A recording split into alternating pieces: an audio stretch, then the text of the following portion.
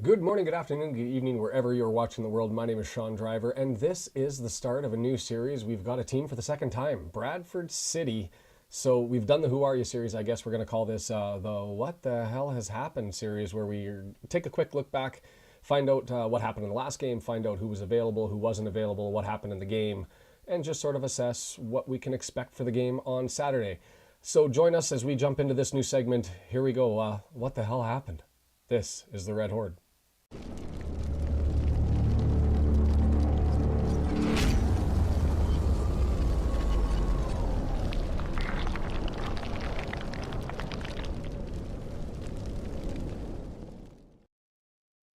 So let's get the introductions out of the way here and what's coming up. Obviously, the game on Saturday, Bradford City. We're visiting them, heading on up from Wrexham there. If you haven't seen the original video and you want to get to know about Bradford City and what can expect, I'm going to play either down in the description below or find a way to link it up here. And you can click on that, get to know the team as I assessed it back for the first match and have a look at that. Watch party will be on Saturday. Here's a little bit of a kicker. I'm going to end up being alone with the kids for the morning. So when they wake up, I'm probably going to end up being interrupted. So I'm hoping to talk to somebody to end up filling the gap. Might have to go to the old system for a bit because just the tech glitches.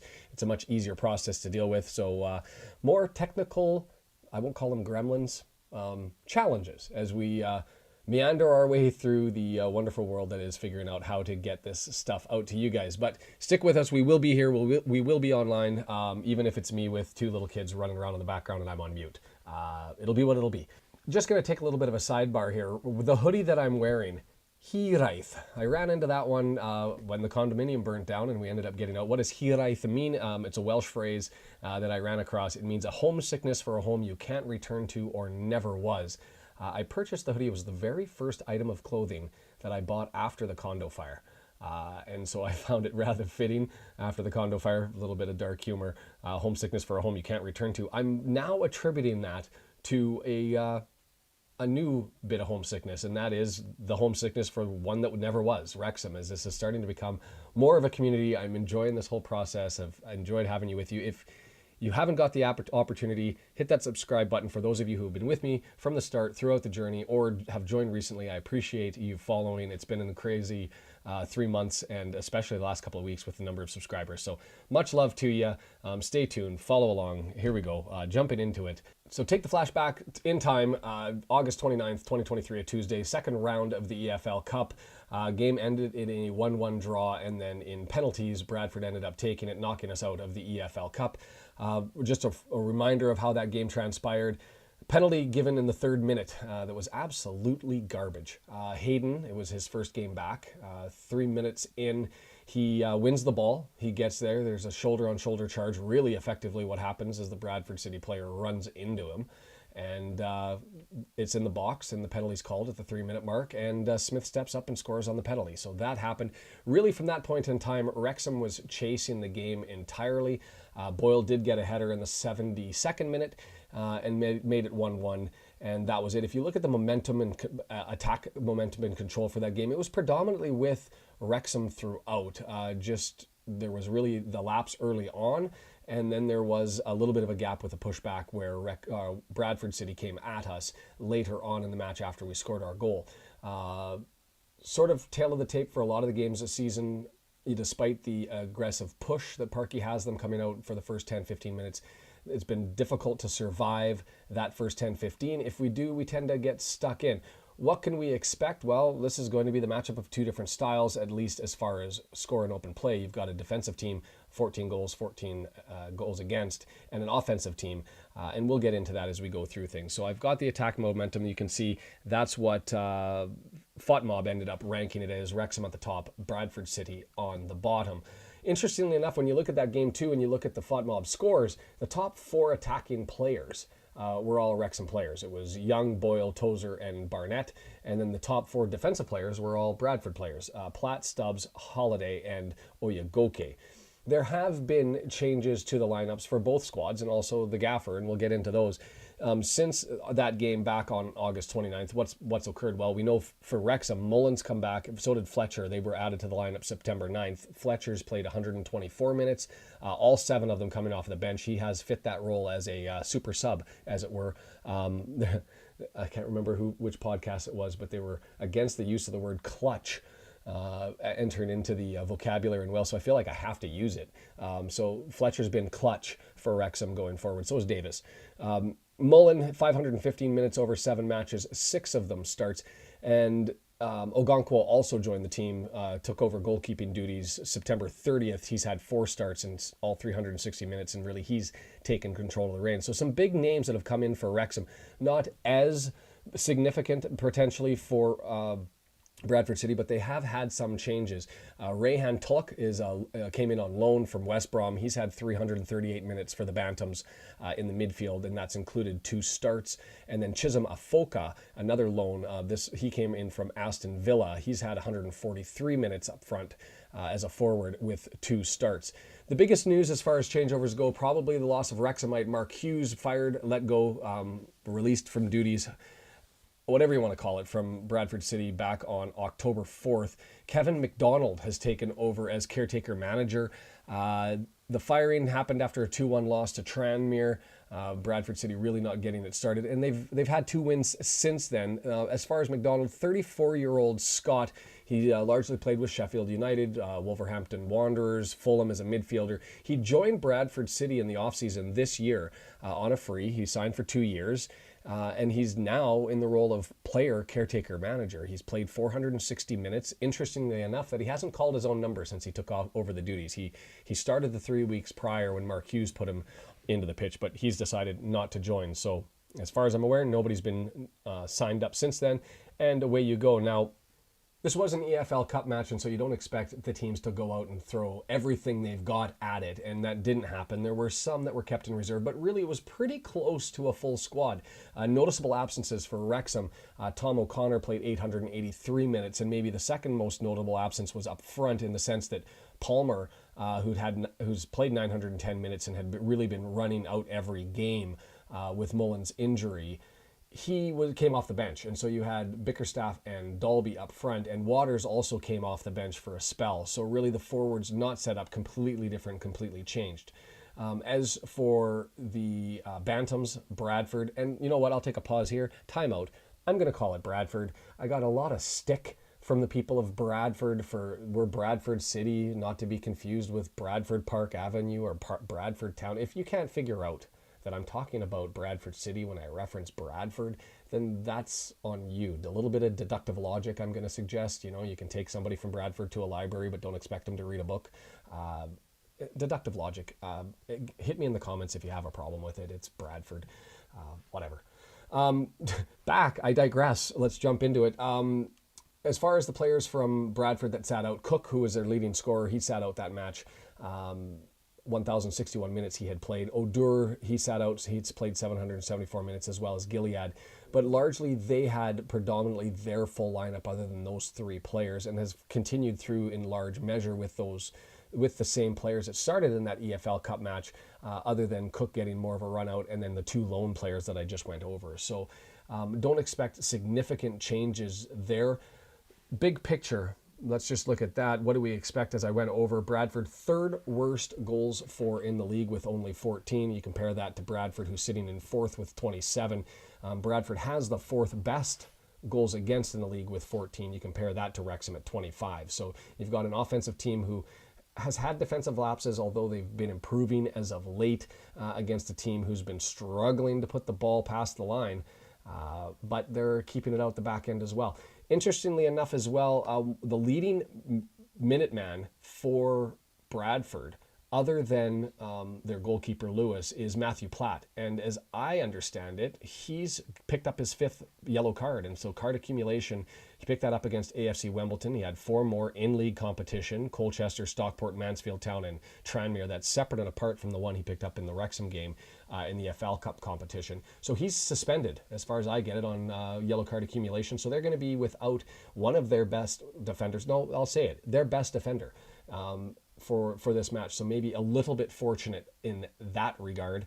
Last 5 games for Wrexham: 2 wins, 2 draws, 1 loss. For Bradford, 3 wins, 0 draws, 2 losses. But they have gone 2-0 since sacking Hughes. Jumping into the FOTMob stats just really quick to give an idea as to how that match went. Sort of standard for how the season has gone. Bradford has been just over 50% with possession. They were in the game. Wrexham just below 50% for the season. They were in the game, 49%. Expected goals, Wrexham slightly ahead. Way more shots, 20 shots, but only 3 of them on target.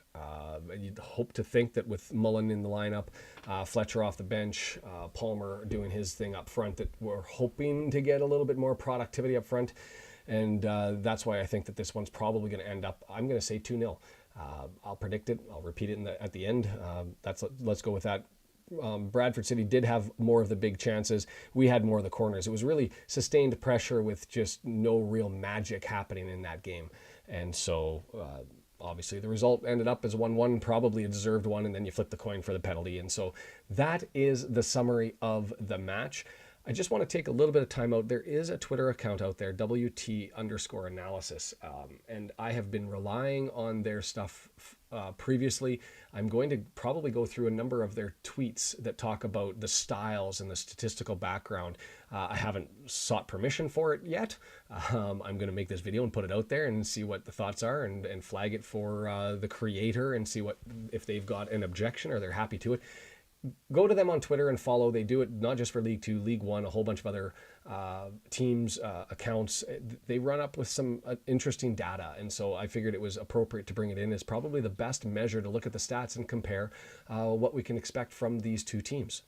Now, to make those analytics make sense, let's take a step backwards and just look at the general numbers, the simple statistics. Going to just go with shots on target for both teams as well as their goals, the percentage of goals based on their shots on target, just to kind of simplify matters and set the standard, because I think that you'll see the difference between the two clubs and why there is that divide. Here it is. Wrexham leads the entire league on shots on target, and by a wide margin. They've got 84. That's nearly double Sutton United, Morscombe, Harrogate, which all have 46, and it's 12 more than second place Mansfield. So we get a lot of shots on target. And for reference, Bradford is at 53. That in the 90 minutes is about 2.4 shots on target less per game that Bradford gets than Wrexham. It gets worse for, well, sort of both clubs, I guess, but significantly more worse for Bradford. Wrexham's bad news are goals per shot on target. So that's not just all shots. We're talking something that would be within the woodwork. Our goals per shots on target is sitting at 13th in the league. Only 30% of our shots on target actually cross the line and count as goals. So Crewe, Notts, Swindon, they lead the way. But I suggest in open play, we're a little bit behind where we need to be or even expect to be. And now some of that can be attributed to the situation with Mullen and the injury coming back, trying to figure out who's going to fill his boots, Palmer, Dalby, Bickerstaff, Waters. That's sort of been cleared up now. It's still an area to improve, but it gets worse for Bradford. Bradford has the 3rd worst goals per shot on target. They're just barely ahead of Gillingham and Harrogate. They're not able to hit the target compared to most, and they have a problem getting across the line even when they do hit the target. At 25% of their shots on target end up crossing the line. And so what you end up is Bradford City to me is Mansfield light. Decent in the back line. They'll be weakened on Saturday if the game goes ahead with the rain because of the yellow card accumulations, but they're solid defensively. The problem is they just have nothing going offensively at the moment, and that's a byproduct of their strikers not getting it done. So we've taken a step back. We've looked at the shots in general. Now it's time to look at where do they come from? How do they end up developing? And I'm going to bring up a WT analysis chart right here to just look at Wrexham and Bradford City and compare them to the other teams around the league. This chart, shots per 100 passes, and you'll see Wrexham sort of on an island down in the bottom right-hand corner. It says they're strong defense and direct attack. Why does that mean? Well, for the teams that are further right on that chart, that means that they are taking less passes to get those shots. Direct attack. You're moving up the field quickly. You're not passing around and setting it up as much as other people. That's why you've got Notts County, who is possession fiends.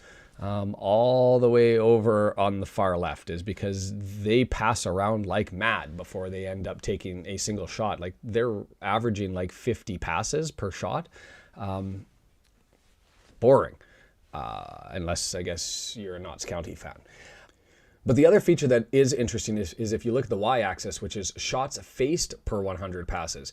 And so this is the inverse of how many times do people end up having to kick the ball around to crack your defense and end up taking a shot. And in that regard, the opposition is taking 100 passes before they can get just over 2 shots. And so that is an exceptional place to be defensively. Now, we have struggled with people running at us, and so maybe that's part of the reason why there's not as many passes, is because people are happy to run at us. It may be, we're still overcoming the hangover of the U.S. tour, or what you want to call it, the start of the season, the Fozzie weaker goals. If you want to attribute to him, whoever you want to attribute to the early start and the significant goals against that were there, which haven't been the norm since then, other than the Stockport County game. And I think that is true, though. Our defense has improved, and this chart is indicative of that. Where do you find Bradford? Well, in the middle of the pile. There is another chart that WT Analysis came up with, which I find interesting just to look at, but with no comparatives. It's something I'd have to end up developing myself, or hope that there's more out there like this. But it assesses where the shots come from. It doesn't really mean anything, but there is one from October 2nd, and this is shots from set pieces. And Wrexham has way more and faces way less than everyone else in the league. Only Crawley Town faces less shots from set pieces than Wrexham. But other than that, we are far and away getting more shots from set pieces and not defending as many as anybody else. It again, what that does is it leads me to the conclusion that I had before, is what do we need to work on to end up becoming that step up? It's goals from open play. We're getting our chances from set pieces. We're getting our chances through shots. It's our conversion rate and our finishing that's hurting us in open play. And if we can turn that around, we're going to be tough to deal with. And I'm confident in that, despite a couple of blips that we've had along the way. Bradford City, you'll see not taking as many set pieces and facing far more than we are. Can you take anything from that? I don't know. It's difficult to say. I guess fouls have to occur when you're putting pressure on to be in a situation where you can face shots from set pieces. And so it may end up speaking to pressure, not just possession. But that seems to be part of the direct attack. We're not in the top half of the league in possession, but we are direct. We move forward. We cause pressure, and the stats tend to lead that out. We just need to get a couple more across the line. Next stat, this one helps to understand the location of the shots. It was created October 14th, and it's the percentage of passes in the final third. There is another chart that's out there that has everybody else in the league, and I didn't bring it up, and I'm not going to put it up, but we lead the league as far as percentage of passes that end up in our box. We defend the box very well. There's lots of passes out and around the outside of the box, but within the box, we deal with passes quite well. Again, the challenge is teams that run at us and cause havoc, not the passes or the aerial attacks. So interesting to see. I don't see Bradford City as a aerial attack a direct attack specialist. I think they more try to pass the ball in and through. And so when you look at the table, you see us sort of in the middle of the pile, and I think that fits with where you would expect a team that's getting a lot of shots from their set pieces, but they're outpacing the league, but they're still leading the league in shots. There's got to be some give and some take. So if you're dominating in set piece shots, you'd think that there'd be some normalcy with respect to our play within the final thirds. But maybe what this chart does show is it's the conversion, but also our ability to convert a little bit more of our passes in the final third could go a far way to improve our ability. I'll tell you, it's kind of a scary number, because if you increase any more of the shots that we're getting in by improving the passes, we're already leading the league. You'd kind of expect us to be better off here, and we're not. It may be a place to improve on things. Bradford City, like so many others, in that sort of bubble all around in the same situation, same area of the chart. And so what does that mean is nobody's really struggling with getting ball in the final third, except for Notts County, and you see with them teams struggle. It's a midfield battle when you play Notts County, is trying to crash through. So an interesting chart there. The last one, aerials in the box, and fortunate for Wrexham, we're again near the top in both boxes. Not that much of a significant improvement over Bradford City in that regard, and there certainly are a lot of teams who are stronger in the boxes, but Wrexham is there. Especially in our own box, stronger defensively, which I find interesting because I think to the Boyle headers and the Hayden headers, that you'd almost anticipate that would be a little better in the opposition's box.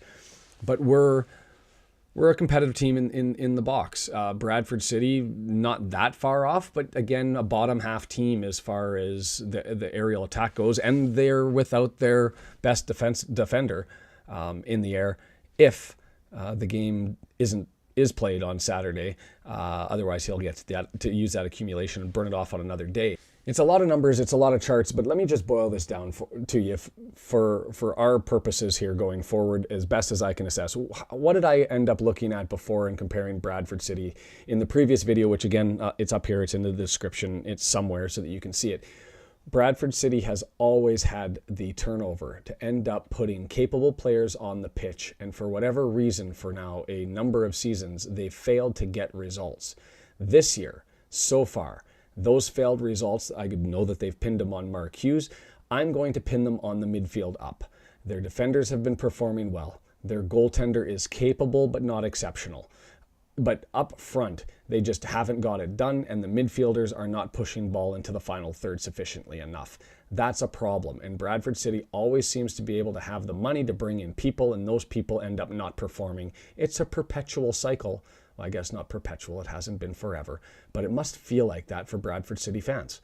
It's, I don't get it. The New York Knicks just completely, all the money compared to everybody else, and not able to get it done. The circumstance is different with Wrexham. Is I still see room for improvement. I don't with Bradford City. Who's stepping up? Unless those guys, young guys on loan, are stepping up, there's no new bodies. Since we last played, Wrexham got a lot better. Ogonkwo in net is a significant upgrade. Mullen and Fletcher coming in, super sub, leading scorer from the National League, stepping in. That's a dangerous combination. I'm going to call it 1-0. I said before 2-0, but that was yesterday, and I'm recording, I put on the same outfit, but it's because of all of the rain, I'm going to think it's going to be harder to get traction, but it's going to be a 1-0 low scoring game because of the rain. I just think Wrexham's a better team on paper, quality, performance wise. Bradford City isn't there. It must be frustrating for them because they should be with the money that they have. In the last series, what I was doing was comparing teams to food and to sports teams. For Bradford City, I said the New York Knicks, and for a food, I said a durian. In any event, I'm going to change it up this time, and I'm going to take the teams for this segment and compare them to a car. And so Bradford City, if I'm comparing you to a car, you are the Cadillac Alante. Built in the 1980s, early 1990s. It was a monster of a vehicle as far as value and weight. 3,600 pounds, luxury roadster. But it only got, because of how heavy it was, 170 horsepower. In US dollars, the car was selling for $140,000 if you were to count it, inflation and all those sorts of things today. You would expect it a lot more bang for your buck. But Cadillac dropped the ball on this one, which is why they only sold the things for 6 years. So that's Bradford City, still finding a way to struggle. We'll see how Saturday goes tomorrow. Watch party will be on. The challenge with the watch party is my beautiful, amazing, wonderful wife is away for the day. So I'll have both kids for the morning. They're going to wake up when they wake up. And when they do, it's going to disrupt the watch party. So Brendan's going to fill in.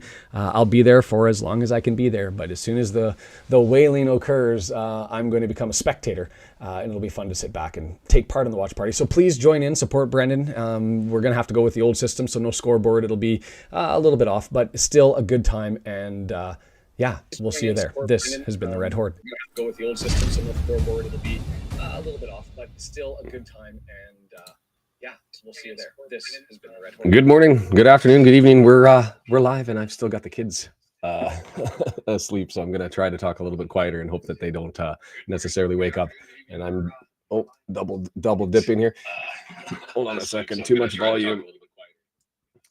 Sorry about that. The old system is live, and so that's a little bit different, and I apologize for that. It's the only way that we could end up connecting things because OBS and I just don't get along on the guest thing. So Brendan is here with us. Thank you so much for joining us. I hope that everything's working. I've got you muted on my end. Now I've got you live. Yes. How you doing today? And I'm not able to hear you yet. Oh, you can't hear me? Anything? Yeah, well, it says it's live on the system. I'll just keep joining in. I'll let you. Might be domestic with you. I guess we've. I thought I was live. Oh, I've got you now. Oh, okay. It's fine because I'm listening to the game here. That's a rookie mistake on my end. Is what is your audio input on your end? Interesting lineup for both teams actually. Tunnicliffe drawing in for that. So his first start of the season. Brendan, I don't know what your thoughts are about that one. I'm kind of excited to see him. I think I don't think we found the right mix in the back. I also wonder if we're better off sometimes having faster, more agile guys that can handle attackers on the ground, as opposed to having that menacing, 6'3" back line that can handle all the set pieces. But if you run at them, they kind of fall apart. So, yeah, I'm excited to see him. Ewan in the center of the defense back there. O'Connor is solid back there as well. Should be good. Yeah, it's been a while since, to be fair, other than I think 9 minutes total he's had in the last two games, just with the quick little runouts. So it'll be interesting to see how that works. Obviously, with the streaming for the National League not happening till late in the season, didn't actually get an opportunity to see as much as I would have liked. Brendan is live. I've got that. Andrew's there. We actually can bring in the chats in this time too. The other interesting changes, or not changes, I guess. Well, the big change, Fletcher drawing in. Number 26, getting his start, and so that is epic. I'm curious to see how that works and how long the leash is. I don't want to say the leash as though he's playing poorly and he's gonna get pulled, but leash in the sense that he's had the knee drain, coming back from injury, getting back into fitness. So, what's your thoughts on an over under on Fletcher joining and either Palmer and/or Dalby coming off the bench? I don't know. I think if Fletcher's fine, if he's doing well, they leave him in. They let him go the whole time. Maybe they pull him if we're up big. But I think if it's close and he seems to be not limping, he's not complaining about it, they're going to let him run. I mean, Palmer's played the whole season. He can take a break. It's not a big deal, right? Like he gets a game off, and you get to see how long Fletch can actually run out there, right? What's his fitness? So yeah. So other than that, the changes on the Bradford side, just obviously Matthew Platt being suspended, that's a bit of an advantage for us. That's their top defender, and so he's out. The guy who draws in is Ash Taylor, and I asked, because he's a Welshman, whether Andrew had any idea as to what type of player he is. All I know is he's had 2 games. He played 1 trophy game, one league game, 67 minutes, and he's a free signing from the Scottish Premier League. Premiership. I'm going to pronounce it wrong. Kilmarnock played for them, and that's all I know. Not really any stats to go off for this year. And then the other interesting number 23, Poynton, is going to start up front. In 6 games he's had, but this is just his second start. 19 years old, 1 goal, so he'll be up front, joining Cook to try and do damage. I don't know if you had an assessment other than the video that I put together, or you looked at anything, whether you saw anything on the with Bradford. I mean, they're not scoring a lot of goals. Granted, they're not allowing many goals, but what you think is the risk dealing with Bradford today? I don't think there is much of a risk. I mean, offensively speaking, right? They're not likely to score 3 on us, right? Maybe they'll get 2, 1 decent goal, 1 lucky off of a set piece or something. But I don't see us getting, having to make up a lot of goals with them. And I think this lineup with Fletcher in, I think it's going to be far more dynamic. I think our chances are going to be through the roof. I would expect more goals today. So, and Barnett's back. I mean, yeah, they're going to be flying out there. I think this is I going to think be for exciting. I think for me, other than I don't know what the fall off was with Mr. Young. I mean, I don't dislike Jones, but I'd certainly like to see Young in the spot. And I mean, set pieces now, or you running O'Connor up to take those. Maybe not the worst case in the world, other than McLean probably for the corners. But if there's a free kick. For everybody, if you haven't been here before, I'm seeing these coming up. Welsh Monkey, it's awesome having you here. No problem for doing this. And Simon, we get these comments all the time about my chat's frozen because I've got somebody lined up to block, so I'm just going to hit a button and see what ends up happening there.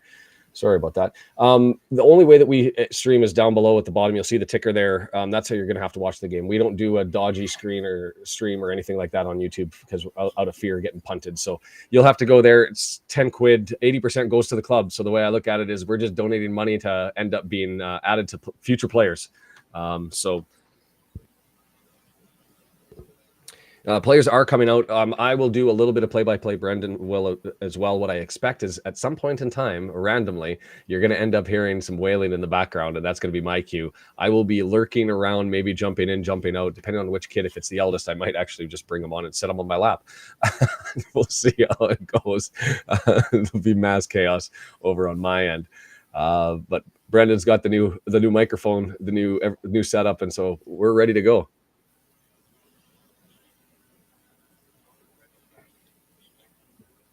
If you haven't had, and I'll just remind you, if you haven't had the chance, this is obviously on the old system. The new one had that nice little counter, but we're trying to figure out the guest thing on the new system. If you haven't had the chance, hit the subscribe button.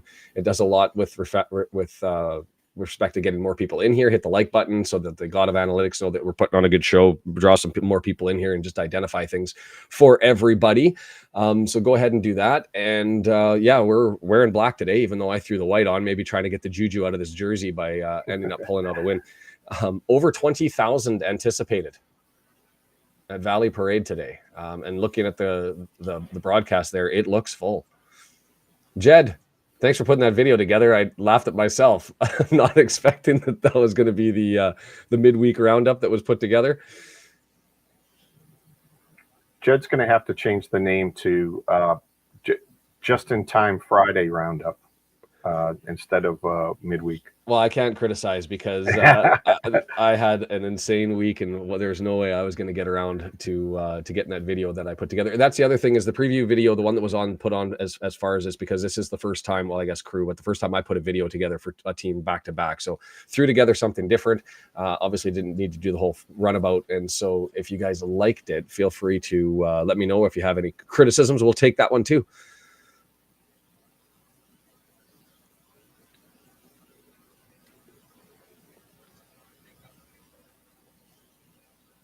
You can see that I want to know what that is that beeping on your end or my end? Certainly not mine. I'm not touching a phone. There's no phone near me. It's the broadcast. The broadcast? I was like, I don't know if you have both going through your ears. I do, yeah. And I might actually try and do that. I guess I can do that today. I never even thought about that. With the other system that we have, if I run too much stuff on my laptop, it all bogs me down. I don't have to worry about that today. You may end up having to cover for me, though. In a moment of silence. Are they taking a minute for the Bradford Fire? Yeah, I'll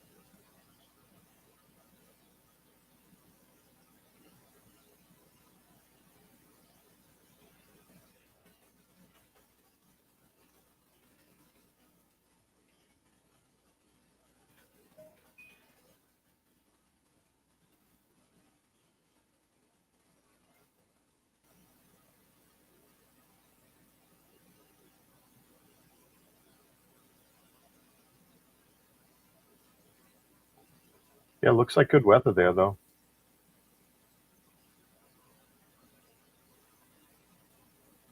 A little envious of the big stadium that they have there.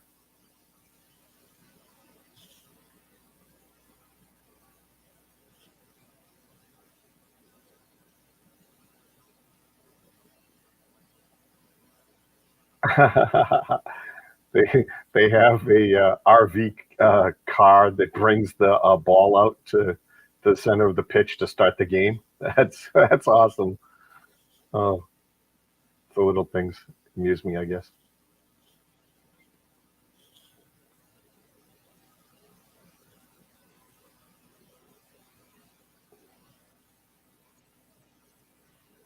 I don't mind the color for Bradford, but I don't know what the heck they thought they were doing with that big patch in the back where the numbers are. It just looks like garbage.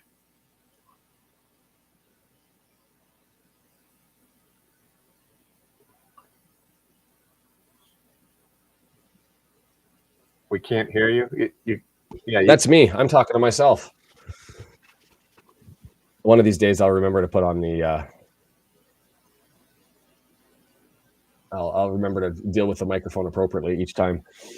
No scoreboard, so we're 30 seconds in. I'm going to start to probably give the play-by-play, give Brendan a bit of a rest until the kidlets start to wake up. And so not much has happened in the 30 seconds. One ball down to the right that they cleared, and one ball down to us that we've cleared. And they start with Taylor, who's just in a second start and filling in for Platt, who's not playing down the right side.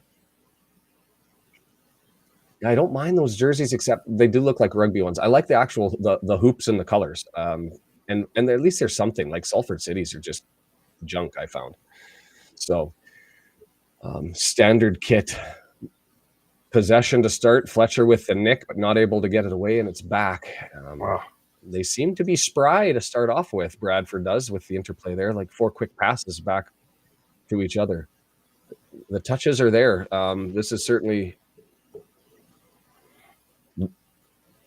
compared to Salford City with their passing through the midfield, this is night and day, and something impressive. Mullen gets away. They're going mad. He got ball first. What? How are they? They made a big yell. I don't even think that was penalty. That's garbage. They're giving a yellow? What? Did he not get... He sticks the leg in? Oh, no, he didn't. Oh, yeah, he did. He got ball first. I got the side of the outside of the ankle.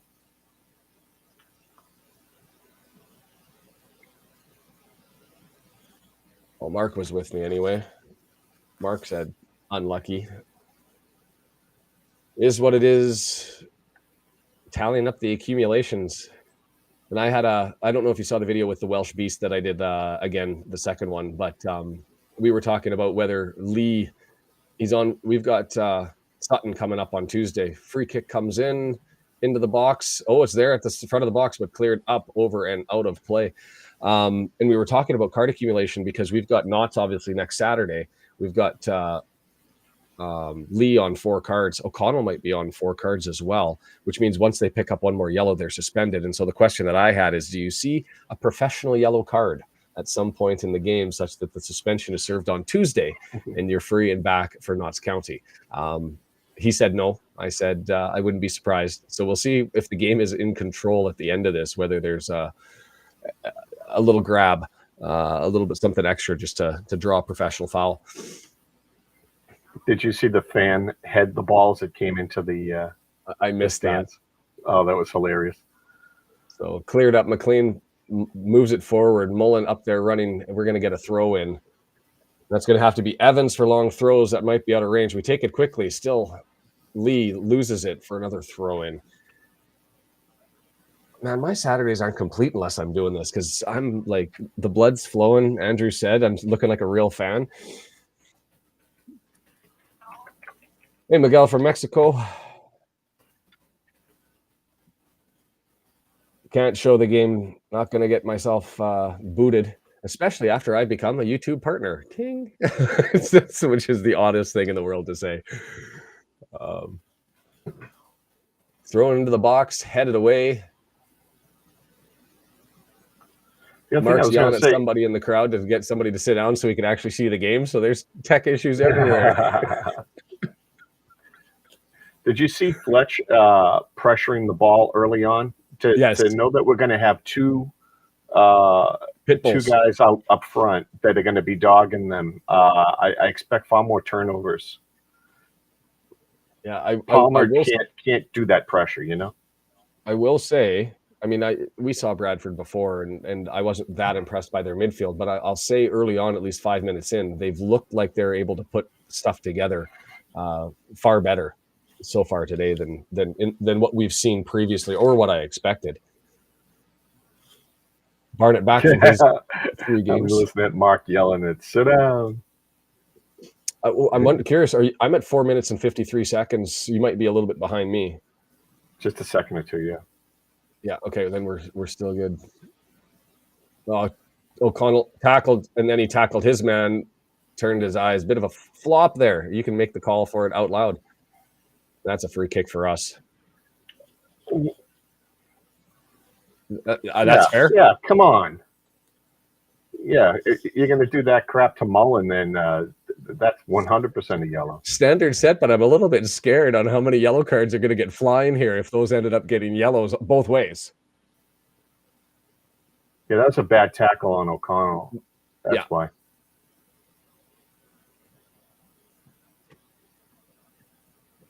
All right, 5 minutes, 40 seconds in. Smallwood picks up the yellow card there on the tackle on Lee. I didn't think the first one on Mullen was a yellow. I got to say the same thing for Smallwood, but the standard was set and they gave it out to both. Midfield, Evans. Oh, deflected. That was deflected, but it went right to McLean. That looked like the perfect pass off redirected pass. Jones with the amazing tackling. That was late. That was a late tackle. Watch yourself there, Jones. The late one coming back on us.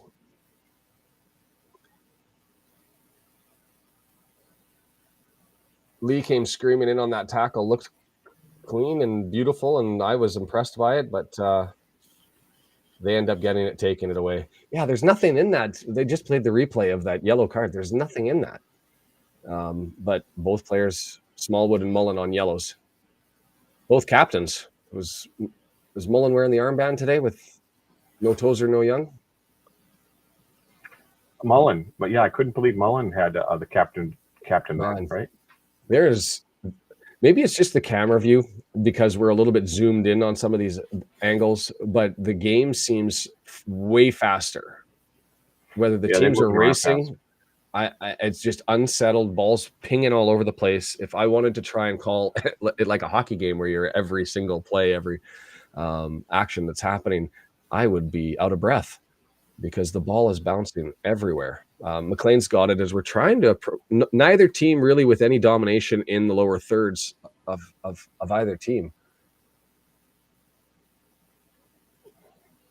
Fletcher's got legs, charging at the goalkeeper early on, and it just from goalkeeper to goalkeeper, ball is flying. You'd think that this was a 24 degrees sunny day, no rain on the pitch, and everybody's flying. I expected muck and mire. Not. This pitch looks like it's in good shape.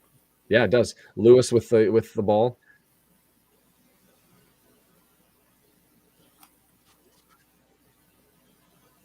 David votes for Grimsby. He says to be the worst team of the season so far that he's seen. Really? I'm trying to think. Barnett down the right, lots of space. Met. Rydalk tries to get around. Rydalk plays with him. Goal kick. That was well defended. Just Rydalk got up, took the chip past him, and then just held him out.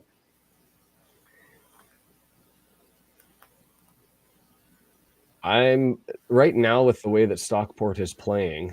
I don't know if there's a team in the league that really matches up well with them. If they just run at us, I'm still nervous of teams that run at us. As soon as I find a team that's looking to pass or cross into the box on us, I know that we're in a good place because we're the best in the league at dealing with things defensively. When it comes to passes and crosses in the box, we allow the least amount of completions in our box. It's the charge that throws me off. So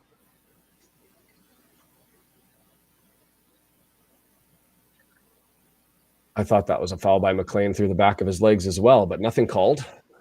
Just on the left-hand side, player had the ball and he thwacked into the back of his legs and knocked him down. I don't think there was anything malicious, but a free kick from what would that have been, 30 yards, 28 yards out?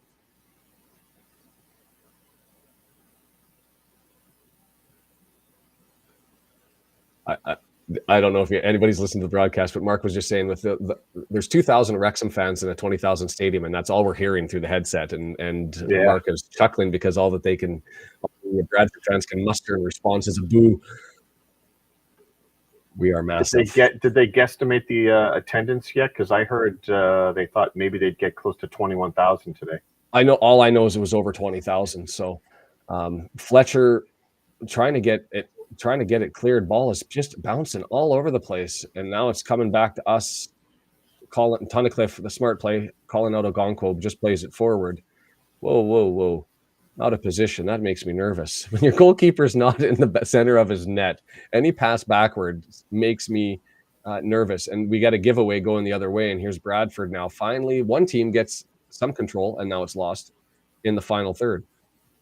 That's a good ball. Wow, 3 guys forward. Give it to the right. Tripped up. That's a tackle. One step too slow.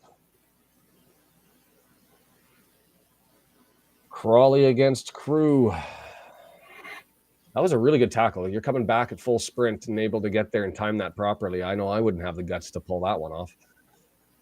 Back in play, Tunnicliffe playing on it looks like they've got O'Connell in the middle, Tunnicliffe on the right, and O'Connor on the left of our center backs. Yep, that is it. And the 4 of them with Evans drawing back from the midfield seem to be the connection.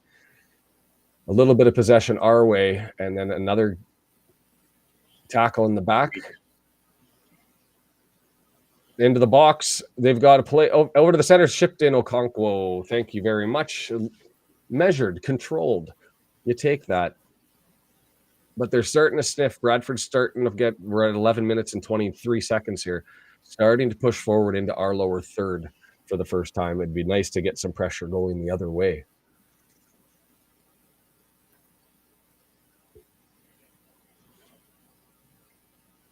Here we go. All right, settled down in the midfield. Over, right side. Barnett, he's got some room. Cross into the box. Mullen. Ooh, right thought. Off the head. It was one of those looping headers that was earmarked for the top corner, but instead just went, I don't know, it looked like about a foot to the left. Well, I guess foot to the right of the keeper. Yeah. Couldn't quite get it there.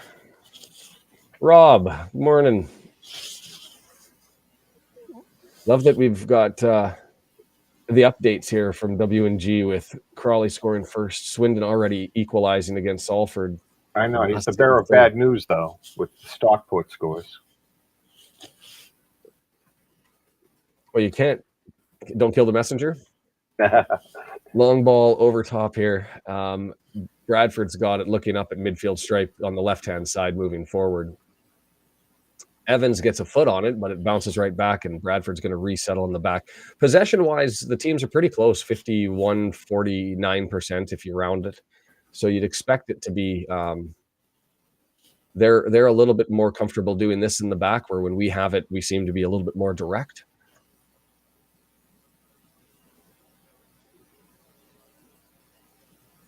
I'm going to let that go for a throw-in, and O'Connor's over there to take it.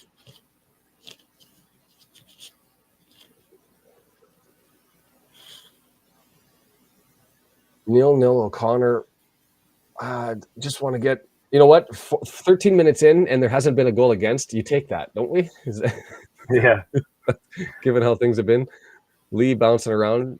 Hey, we're used to being down a goal by now. So that's just it.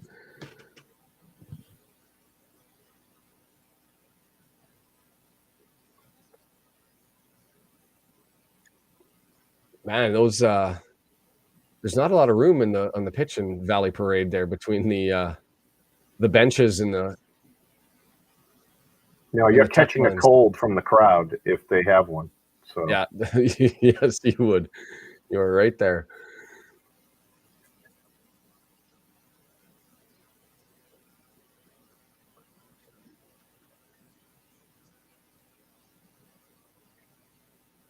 Look at, oh my, come on. Are you ahead? Fletcher ahead, Fletcher ahead, Fletcher pulled down. No penalty? You must be ahead of me. Just by a second or two. Sorry to ruin that for you. No, it's all.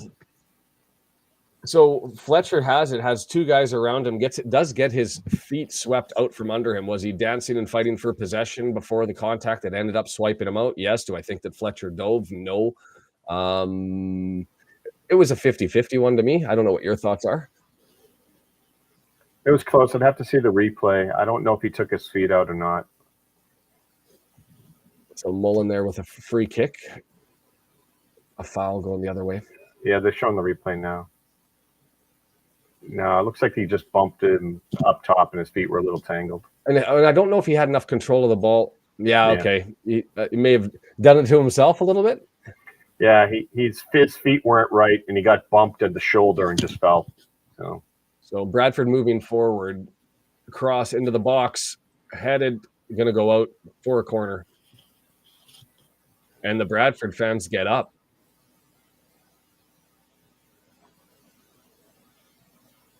Wrexham fans working the referee, Bradford fans starting to get excited on the corner. And there's some heat to this one. You can feel it with just the number of people in there. The audio from the crowd coming in through the microphone. So it's going to be a left footer as he's on the entrance to the back of the stadium. That's fascinating. You got to talk to 15 there. He two-hand shove. No one else has their arms all the way extended. Yeah. And they're both going to come in and get warned. You know that that's going to happen. So O'Connor getting the business here from Stubbs.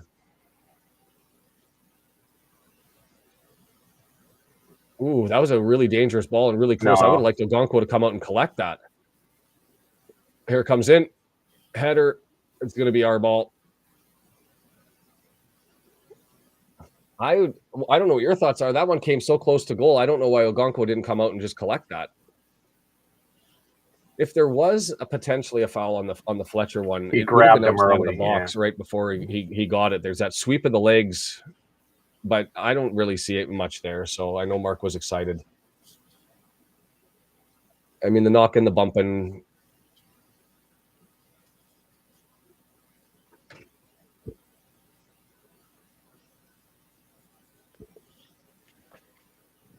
Ogonko finally gets it into play and all the way to the end to the touchline. See, I hate that. I talked about it before or at least and I may have hurt a kid.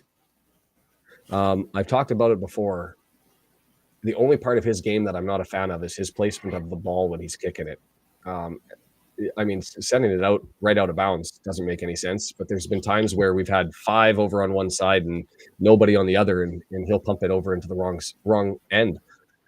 So that's something about his game that needs work, and maybe the only real area that needs work. He's pretty solid everywhere else. Barnett settles it down, chipped forward to Barnett. He's got it. He's going to have an opportunity to cross into the box. He's right there, Mullen. Flying. That would have been some sort of goal. That was. Oh, man. So Jones up over to Barnett. He's running. He gets right to the right side of the penalty area, cross in one bounce. Mullins there, diving header, and didn't miss by much. And if that would have gone in, holy, that would have been impressive. That would have been a nice highlight, definitely. That would have made ESPN for sure if that one would have gone in. Yeah, that was quite a dive. Tough to do. You're dealing with the bounce off the ground. You're on a full sprint. You're diving forward. Well done. Headed down and then given away. O'Connor's up there. Headed clear from him. O'Connell's there to rescue and just pump it out to try and get it into touch. But it stays in. Bradford's got it now. Midfield stripe. Lee misses on the tackle. Come on now. Pressure both ways now, though, which is nice to see. We're finally getting chances. Mullen with a couple. Yeah, our on-ball Bradford pressure. With a cross here comes into the box. O'Connell's there. Knock it down. O'Connor to settle it. McLean. O'Connor and McLean just play it for the clear, and we're down. Come on.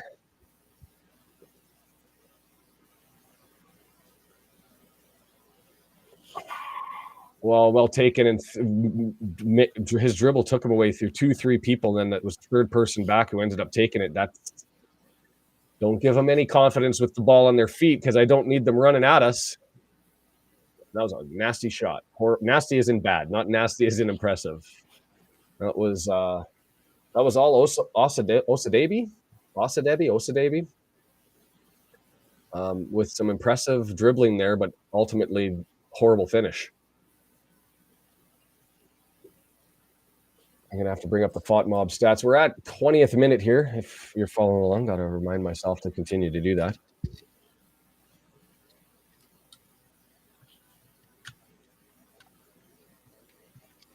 Did it rain there? They were saying the pitch is wet. It was supposed to be pouring. Like, there was people on Twitter talking about whether the game would actually even get off, and Bradford had to make an announcement, a day prior to say where it's at. So Rexam with throwing. It was sunny out at the kickoff, so that's why it threw me off. Well, and the pitch is running exceptionally well. Like, there's no issue that I've seen of things falling apart, crossing up, the ball bouncing around in weird directions. Oh. Both teams have been spry. There's that kick again. I don't think that was intentional. He just swiped him out. Yeah, you're just allowed to undercut, like not even come close to the ball.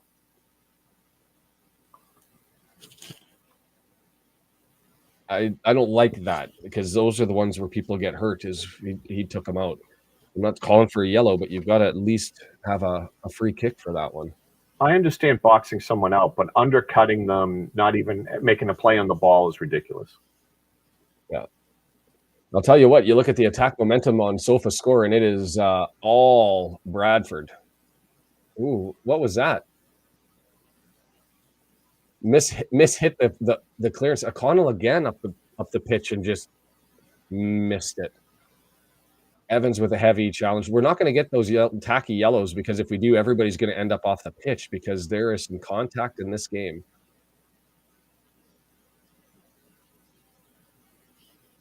Oh, O'Connell, what are you doing with the giveaway? Osadebi right in front, over to the right-hand side. It's tipped forward. Ogonkwo rescues him, and jeepers. O'Connell, that's 2 within 2 minutes. And for everybody who champions O'Connell, I'm starting to get a little bit peeved at the guy. He's just not the answer for me. This is 2-3 games in a row, and I don't know if I'm just watching the wrong game or if I'm biased or what the deal is, but his passes from the back line to the midfield are atrocious, and they're costly, and that's 2 so far. I'm not happy.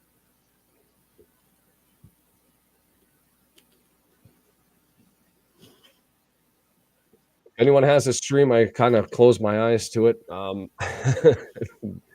But I don't have anything other than iFollow and iSupport.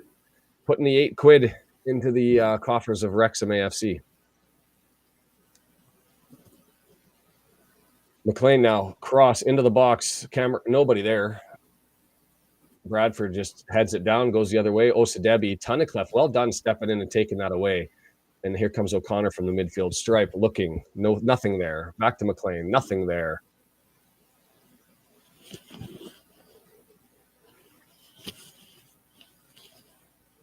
I heard words of El Nino today, which always makes me happy over here, because that means potentially a little bit less rain and a little bit more warmth. This is Gilead. They're starting to feel a little confident with ball at feet, and they're actually looking pretty good with ball at feet. Dane Cook, who looks more like a flanker than he does a striker, goes for the posts and misses just far right, up and over. Yeah, he can have the ball anytime he wants if he's going to be doing that. It's garbage. My mirror glasses. I don't even know what that comment means. No, put on your mirror glasses. He wants to be able to watch the game in your glasses. On my reflector. Yeah. That's funny. That'd be actually pretty entertaining to just have a mirror sitting over my back shoulder. You're not officially streaming it then, right? I'm not streaming. I just wasn't paying attention. Okay. Something to think about. I might pull a mirror out. You can put a mirror on the wall. The games get into the 11th hour. Yeah. Set it up. You put a mirror back. You know? 24th minute, waiting for Ogonkwo to get it into play. Whistle blows.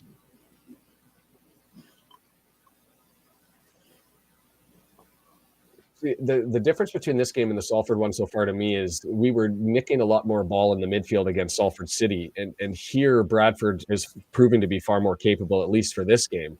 And so that means we have to be better on the little things, the passes when we have control and not giving up possession.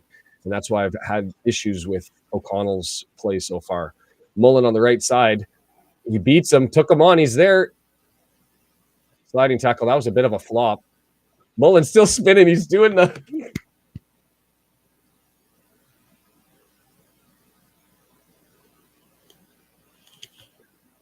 Mullen went down too soon there. That was a flop. That was him drawing it, and he's in a position up against the goal line, and he did he get swept out? Yes, but a little bit of a dive.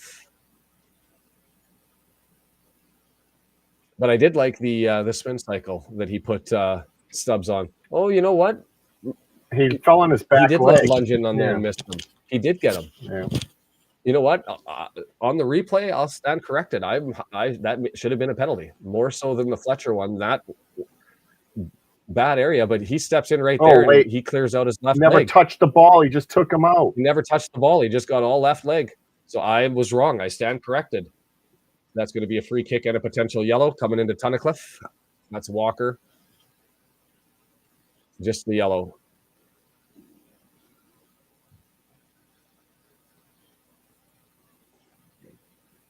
I thought he went down easy, and I stand corrected, Kim. I was wrong. He got cleared out on the left leg by Stubbs there. Stubbs stuck in his right and clonked him into the knees. So Walker on a yellow, Smallwood on a yellow, Mullen on a yellow. Ooh.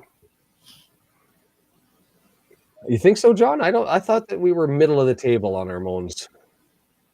So not much there. Fletcher goes up, and he doesn't like the push, having some words and redirecting Mullen.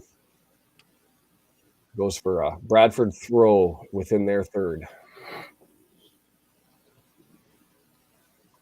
Well, Mark disagrees with me with us on the assessment there. Brandon, he thinks that wasn't. He thinks foolish challenge, but shouldn't have been a penalty. See, if it's a foolish challenge on Mullen and you make contact, foolish challenge, and you make contact and you take somebody out. I don't know. I think Mullen doesn't do himself favors.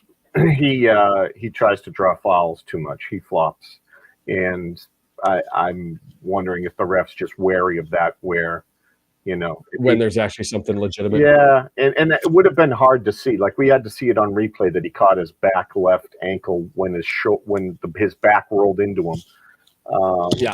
So eye poke.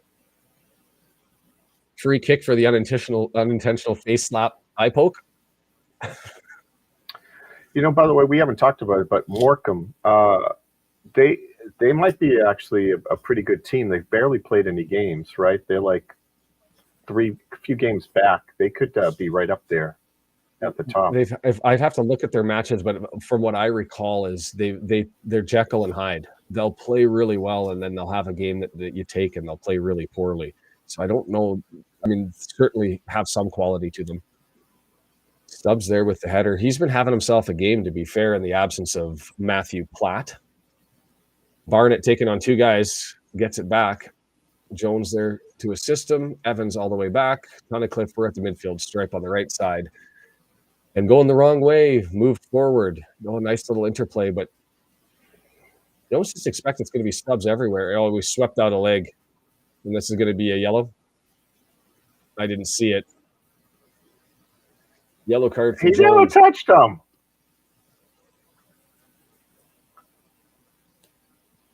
Oh, that was a flaw. That was a total dive. At least from that angle, from the angle behind. It was delayed. He was like he was feet slid all the way him, past him, and then he just jumped. kind of clicked his heels together two times and flopped in the air. Ended up getting a yellow card for it. Oh boy. Oh boy.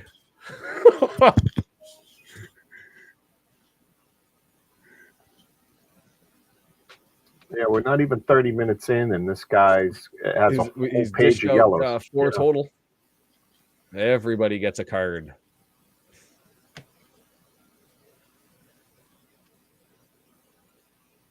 Mendy's warming up. Did McLean really get poked in the eye?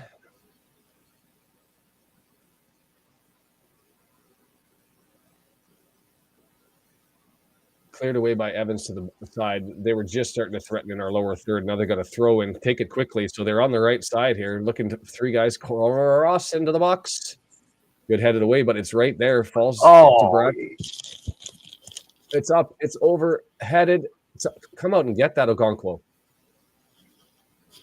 He's been a little bit less confident today than he has normally been.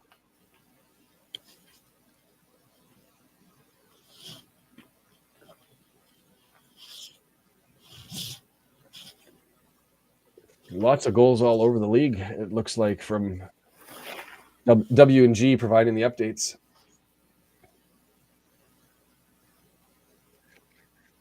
Long ball in. Fight through the midfield here, just back and forth. It's a Wrexham head. It's a Bradford head, and Bradford gets it to feet. And then was that Lee right there to nick it away, and it'll be a Bradford throw-in.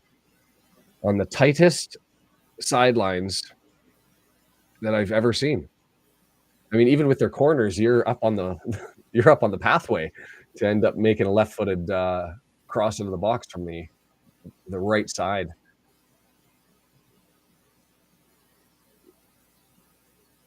And for those of you that don't have a stream, I guess I should announce, we're at 31st minute. Bradford's going from right to left. We're going from left to right.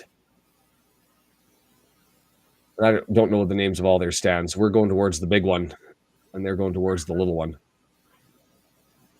If you've seen the Valley Parade and how it's set up anyways. Ball's just in the midfield. We're doing the somebody looking to settle it down. Barnett's got it, settled down. Played it forward, but way too far.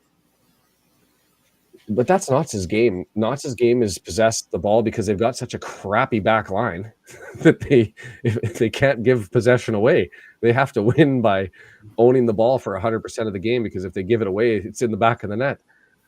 Crawley went ahead of Crew.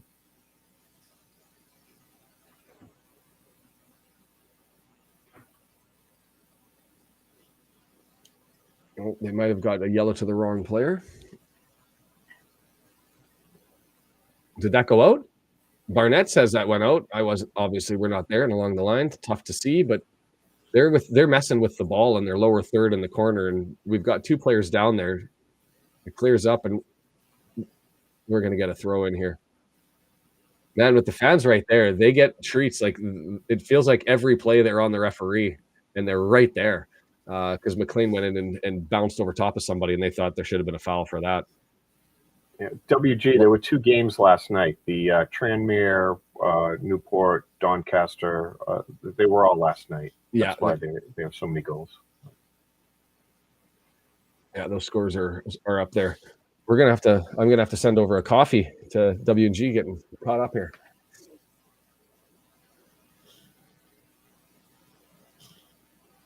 Just nobody kind of sinking their hands around the neck on either team for this one. It's just balls bouncing back and forth in the midfield, and then every once in a while you get some leakage for a bit of a threat. I'd say it's probably been more Bradford than it's been Wrexham. I'm looking over at SofaScore, and they've got Bradford really dominating. There's been very little blue on the attack momentum meter.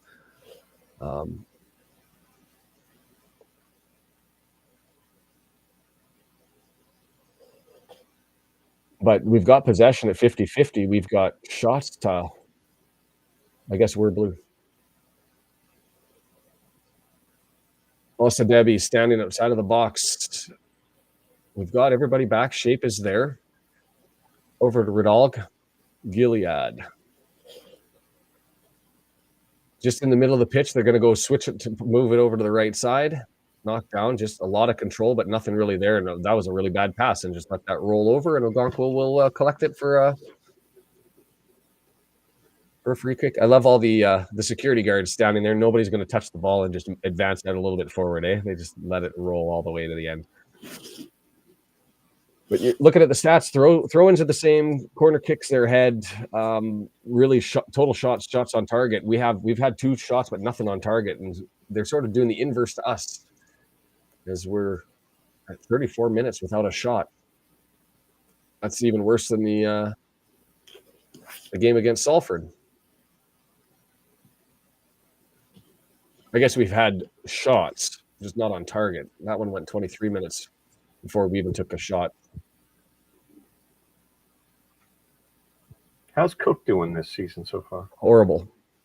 He does not look good out there. I just was curious. What's interesting to me is Bradford Kemp is who's playing with Swindon is alone from Bradford, and so they sent him over there, and he's lighting it up. What's he got? 7, 8? No, that's a free kick going the other way. Gave the full extension on that one and thumping him, and the Bradford player obliged him with the dive. And so they thought that Cook from last year, and to be fair, Cook had the goals per game that you'd think he's got to be the guy. So they keep him and send out Kemp, and he's got 5 goals. They've all been relatively recent, but just not doing well.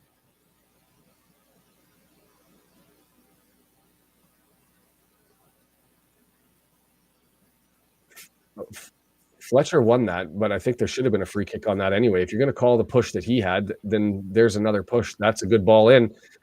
Cook was there. It's down. It's hammered. They're screaming for a handball, and I wonder what it did hit, to be fair. 3-4 men into the box.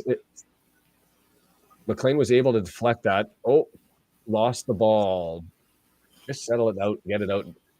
That was about as nerve-wracking as it gets, and Tunnicliffe is fired up. You know what? As far as people raging and yelling in the center backs, it's been a while since we've had somebody that's been that fired up, because Tunnicliffe is angry. O'Connell's forward pass, the second one that he had that he blew, Tunnicliffe gave him the business right there. He's given everybody the business for failing to clear. McLean, nice little play gets it to Lee. McLean, oh, that's got to be a yellow or worse. Yellow? He's lucky that I would have flopped around like a fish, because he dragged him down. McLean was on a full sprint, had him beat. If that would have been in our third, that would have been a red, but he just hauls him down and stops the play. So Poynton picks up a yellow. The young guy, 19 years of age.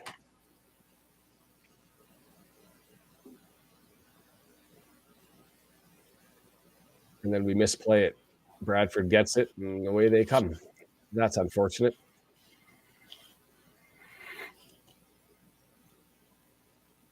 Doesn't it look like he should be a flanker in rugby?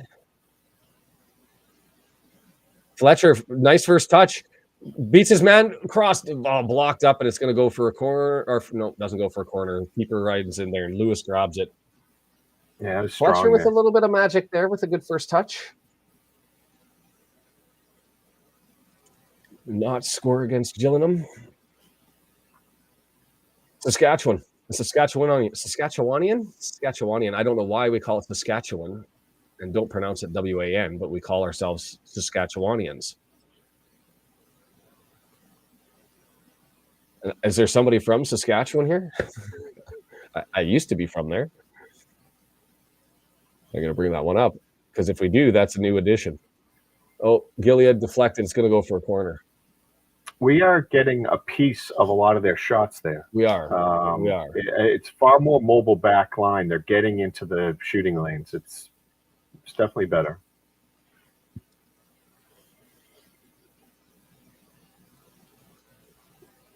Did you hear that through the broadcast?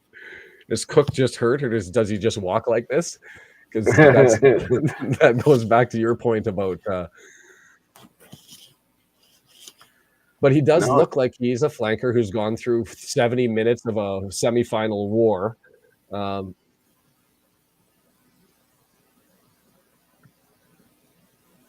they think this shouldn't be a corner. Hopefully the football gods recognize that. Came off of a Bradford player, but it's going to be Bradford with the left-footed in swinger. Okonkwo comes out, got headed away or punched away. I don't know, but it's another cross into the box, cleared away. Bradford with it again over on the right side. Evans is there. Did that go out? Throw in. Bradford. Too much pressure, though. 39 minutes in. And we haven't really had a sniff here. 7 shots to 2. Nothing on target for us. Possessions 50.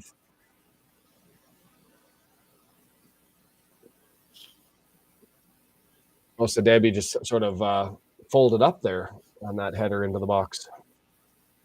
Yeah, it looked like he pulled the Hey, chair out Whiskey, from nice under to him. see you.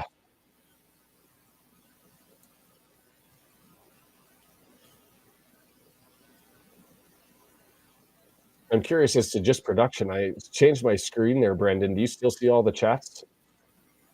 Yeah. Yeah, okay, so it's just an interesting software glitch. You know what? I expected this to be a low-scoring game. It's been more active than I thought because I thought the pitch was going to be sodden. Not the case. I'm going to have to thank the kids. 7:44, and they've given me at least one half before I have to hand off the keys. Midfield straight, Bradford with possession again. Oh, trips and falls on himself, turns it over. Evans looking to move it forward. Lee settles it down, and let's just last 5 minutes, settle it down, get a run.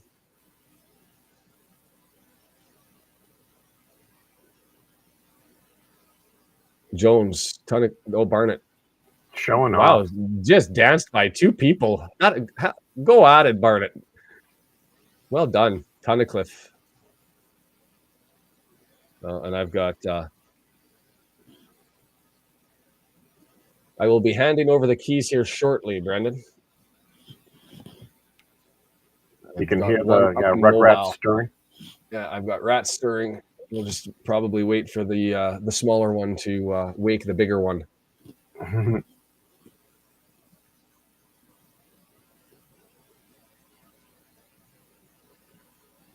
Evans with a throw in down the left side, hoping I can take it to the half. And then what I'll end up doing, to be fair, is set up in the front room with it on the laptop.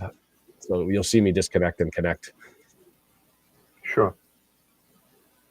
Another throw in for Evans. This will be a long one, so we'll get an opportunity. We've got lots of people up there.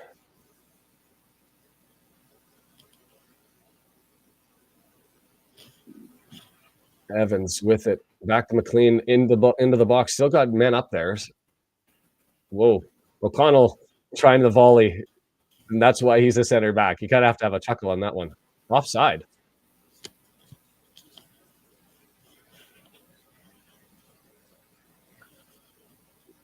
Mark is having his shot on O'Connell. What are you doing there? You have a chance to draw it down. You have a chance to play it, but you put it 30, try to volley it 35 yards out of the box. They put it on the slow-mo replay. That was awful. I don't want to be that guy. I mean, I'm not a happy clapper, but I'm actually starting to get quite pessimistic about O'Connell. And it's a thing for me.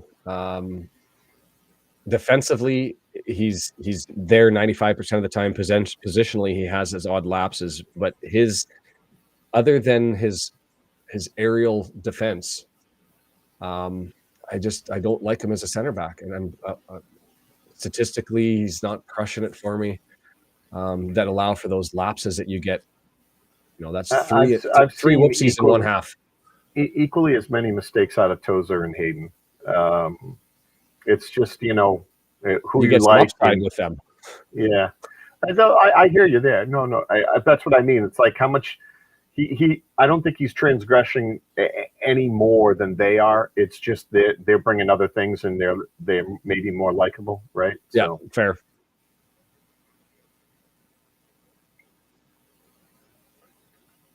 Right-footed boot in. Oh, didn't miss by much. Did not miss by much, but Bradford's got it 43.5 minutes. Bradford with the break. Is that Osadebe on the left side? Barnett's back there, and we're starting to form shape.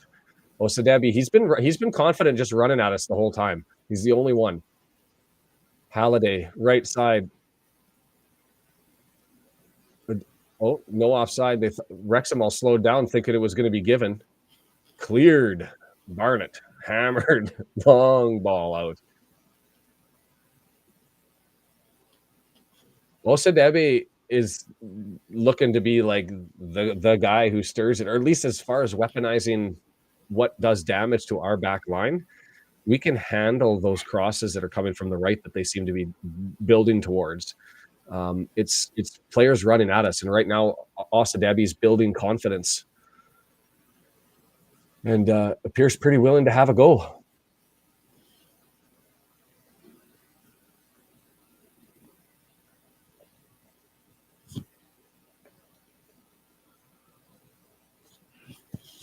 Well played. Mullen up over top. Does he have Fletcher? He's still onside. Get there. Get there. Left-footed. Way too far to the right. All that build-up, all that play. He's mad. I would be too. But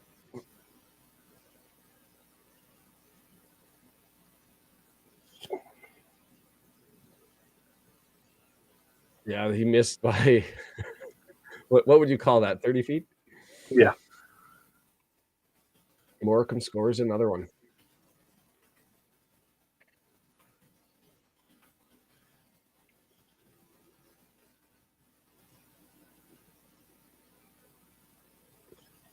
I think marketing. What I was excited. I still think Tom McGill, who's with Brighton, is their third goalkeeper, 21 years of age. I didn't think there was going to be a goalkeeper loan situation. But when Ogonko came, I was like, okay, that's awesome. And I'm a huge fan of Arthur, but I kind of would have liked McGill because then we would have had a Canadian player playing for Wrexham and a capable one at that.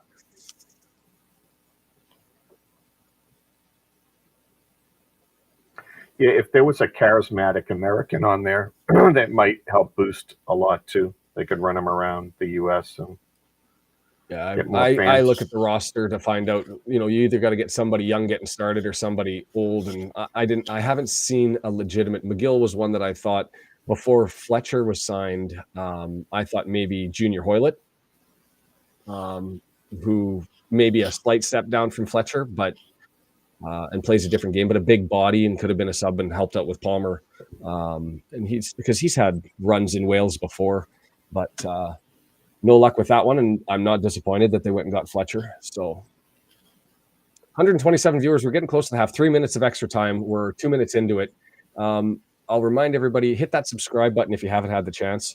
We don't have the running meter, so I'm curious to see. We had 100 new subscribers last weekend. Over the entirety of the weekend, which was maddening to me. So hoping to get that into the second minute here. Been a game, I don't know what your take, Brennan, is. I would say Bradford comfortable with how that one went. Us maybe a little bit less so because we haven't really had much of a sniff at the net. Is that how you'd take it? Yeah, I don't know. I think we've been rushed in our attempts. Everything's been wide. Everything's kicked a little early. I wish they'd just settle a little bit more. Yeah, the young guy there pointing. Did you see the wry little smile there? Pointing just misplayed it. The young lad getting his first start of the season, and our second start of the season, and he lost control of the ball and it rolled out, and Barnett just kind of gave him the little "atta go lad," like welcome to the league, kind of wry little smile. So that was an impressive interplay. No extra anticipate time. There's the whistle, halftime. Pulsating, Mark described it. You know what? The quality's been better than the last game for both teams. The midfield play is there. It's entertaining. Everybody seems to be connecting well to push the ball through. We just haven't had any sustained pressure. But certainly something. It's interesting how they have to kind of go up into the stands. I'm fascinated by this. Looks like one of those puzzles where you have one of those puzzles where you have the or photos where you've got the stairs that just go to everywhere, and then it's just trying to. The TL Dallas stand, so that's where we'll be chasing that down for the second half. All right. Oh, maybe I've lucked out. The little one's put his head back down. No, he's not.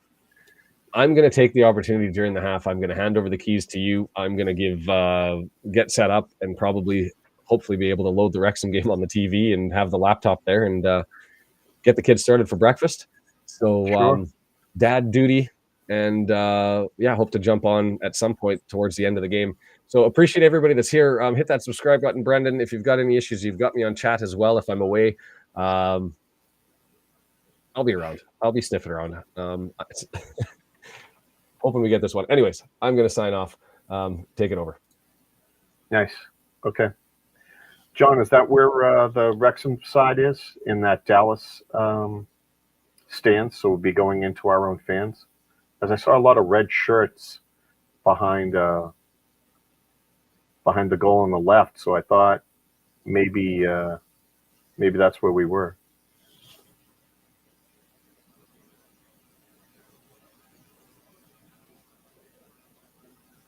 I'm reading Andrew's breakdown of O'Connell.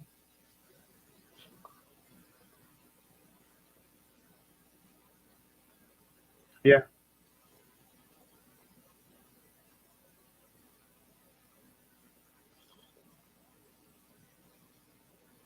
Yeah, I'm not sure either way, John. You could definitely be right. There was just a decent number of red shirts behind goal for us, so I wasn't sure. I really like Fletcher. He holds up well. They're showing highlights right now. I would have liked to have seen if Mullen didn't go down, if he could have played the advantage when he got bumped in the left leg. If he could have stayed up, he might have been able to do something there. I think that's the other thing, though. We got Fletcher and Mullen up there, and we don't seem to have as many other people streaking in to assist. We're just expecting that the two of them are gonna, be able to take their man and another defender and still score. I don't see anybody else really being an option for them when they get the ball deep.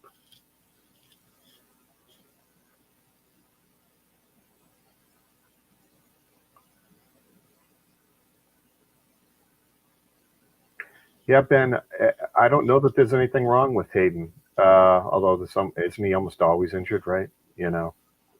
So he's probably got something that has him dinged up, but maybe they're just they're resting him because it looks like they're trying to be fair and rotate everybody on the team. Everyone gets a couple of weeks off. Maybe that's what's going on.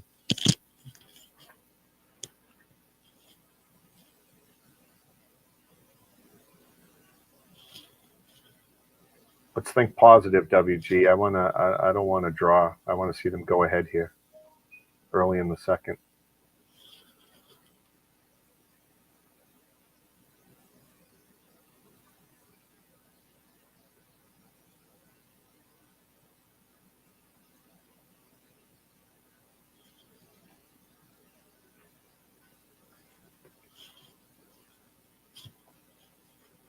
Yeah, do you think that's a good talking point, right? Like we're not there yet, but how close are we to the window for halfway through the season for signing players? Like, where do they go? Do they go for best available defender that they can bring in? Is that where we should be looking?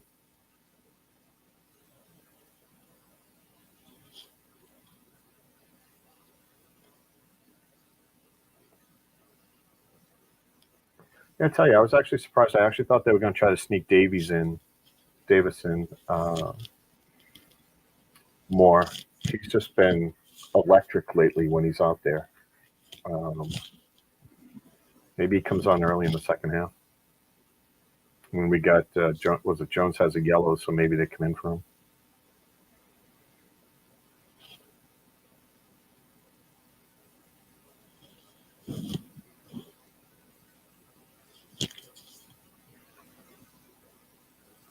Let me double check who they got on there. On the bench here, right? We could be bringing in Palmer, Dalby, Davis, Tozer, Mendy, Boyle, Howard. So, I think Bradford's a little bit deeper than some of the other teams, but still, midway through the second half, we have a lot of talent that we could bring in fresh legs for, and run them into the ground. I mean, that's kind of our style, right? When we make those subs, we just seem to dominate at that point. We have the guys to do it on the bench.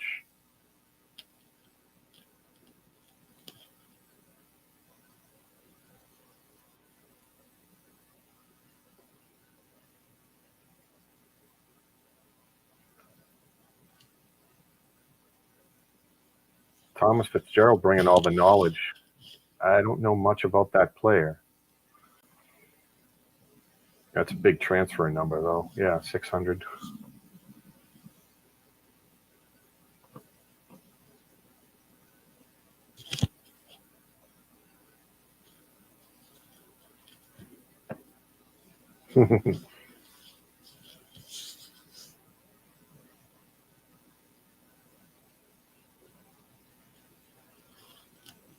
Khalid, yeah.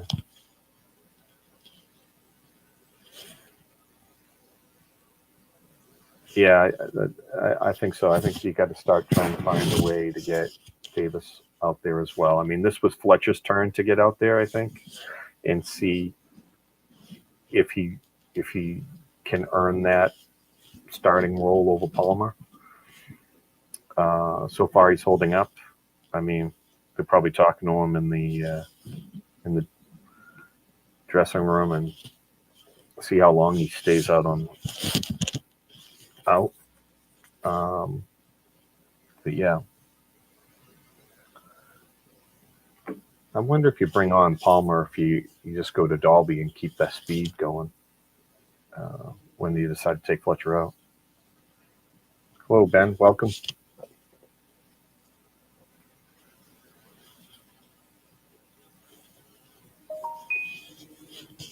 Yeah, what's the maybe you guys know what's the deal with international players? Are we every team's allowed one or two? Is it?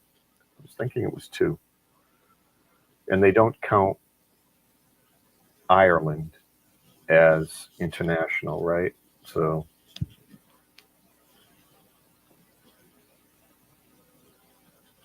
most of you guys are much more well versed in these rules than I am. That's for sure.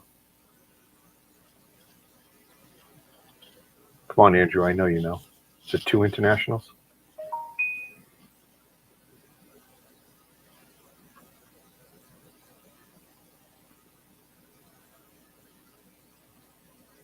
Looking at their bench, I don't know if there's anyone we should be worried about coming in.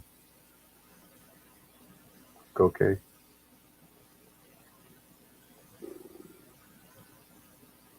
Smith, I don't know. Looks like the sun might be coming back out, so weather's doing all right.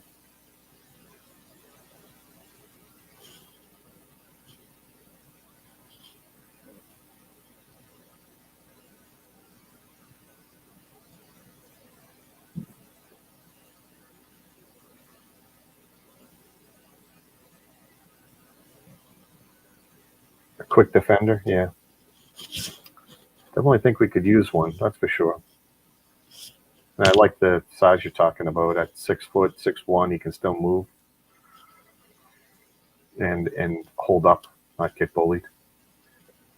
I mean, Barnett's doing really well over there, but physically speaking, he may not. He got bullied a little bit at both ends out there. Not enough to make a big difference, but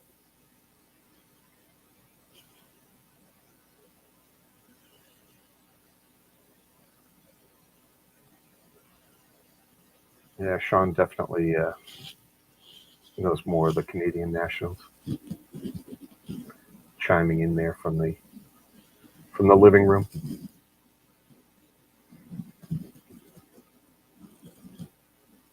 Mendy's on the bench, Stephen. I would expect that there's a good chance we see him. Although, I mean, McLean can go long.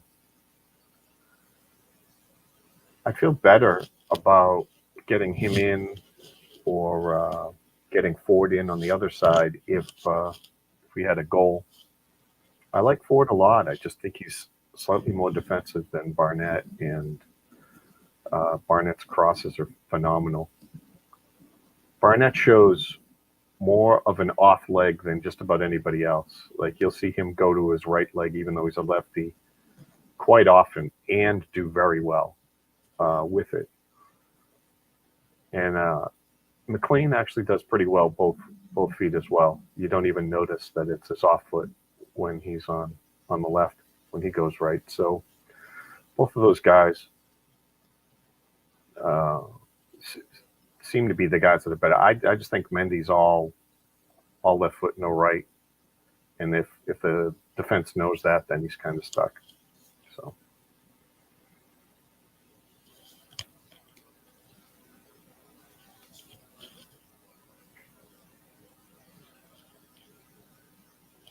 Yeah, that's a good idea.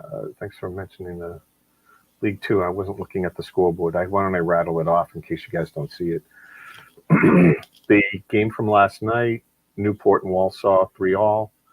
Tranmere lost 2-1 to Doncaster. Morecambe at halftime up 2-1 over Sutton. MK Dons losing to Accrington Stanley 1-0 at half. Stockport up 2-1 at home over Grimsby. Barrow and Wimbledon 0-0. Mansfield and Forest Green is postponed. Bradford, Wrexham obviously 0-0. Colchester, Harrogate 0-0 at half. Salford, Swindon 1-1. Crowley up 1. It's 2-1 over Crewe, which is good. Gillingham at home is down 1-0 to Notts. That's where we're at. I know this is what a lot of people don't like, but if you're looking at the live score, presuming all scores stayed as they are, Wrexham would be in third at 24 points alone, breaking the tie that we're in right now. And then fourth place would have 5 teams tied at 23, 1 point behind us if everything stays the same right now. Stockport would be 5 points ahead at 29. Notts County at 27. So I'd really like that 3 points. That would keep us in the race with Stockport and Notts. So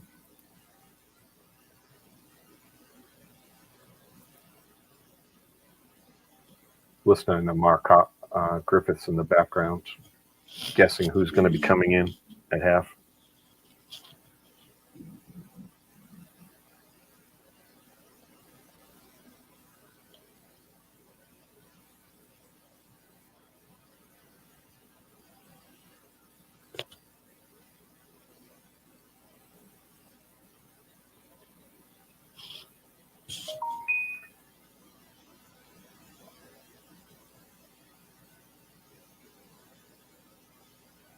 I know I said it last time, Andrew, and you said it was too expensive, but I really wished that that cop was. I mean, I don't know. It just didn't seem like it brought in enough seating. I liked the design. I liked the fact you could stand with the railing and the seats and the nice boxes and everything. But I was really hoping for a 2-tier and get far more people in there, thinking that they could, as they go up in leagues, they could, do one side of each piece of the stadium. Maybe they'll change the Wrexham Lager and make that 2-tier and much bigger at some point. But if they don't start doing 2-tier, I think they're going to be limited in how many they can inevitably have in there. And if you ever want to, make a run at the Premier League, you're going to have to get a lot of people in there in your championship games. Okay, we are back live, only about 15 seconds in. Ball's going back and forth. Wrexham has it. Making a run on it, Mullen. Mullen with the ball. Keeper comes all the way outside the box. Fouls his own defender. Wrexham with the ball, trying to get it in quickly. Mullen throws it in. Lee's got it. They bring it back. trying to set it up. Wow, they're bringing it way back. Interesting. Wow, going backtracking. Don't know why. I would have liked to seen the pressure. Maybe that's what they're being. That's what they're talking about. That they're not coming in with a structured attack and having enough guys on ball in the box to have options. Bradford threw it deep in our end. Evans gets to it, clears it deep into Bradford's territory.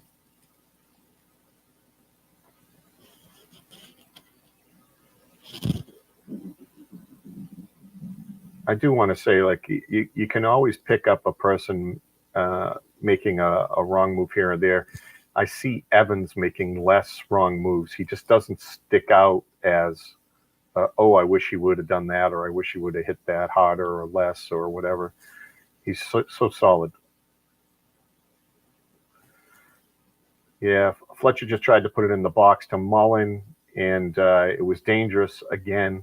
Bradford looks a little sketchy in the back right now.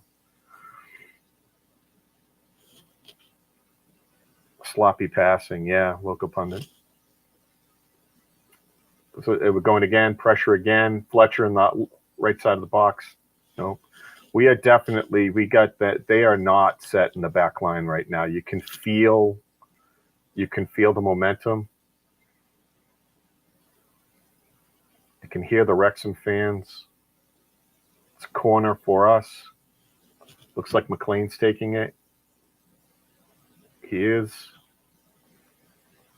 Yeah, Fletcher is giving him hell right now.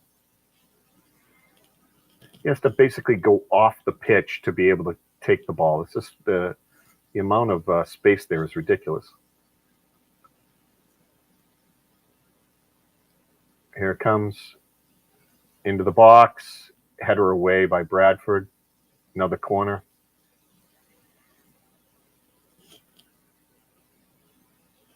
Yeah, he's got to get it up a little bit higher there. It's a little low. Front post didn't even make it there. Okay, it's McLean again. This is much higher. Back post. Oh, header. It's cleared out by Bradford. Barnett chipping it in. Tunnicliffe header.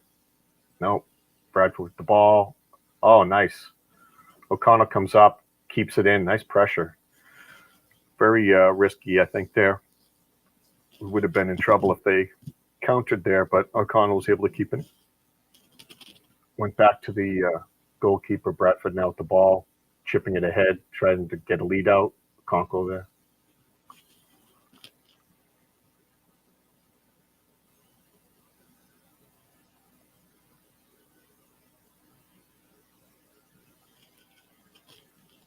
Okay. Thanks, John.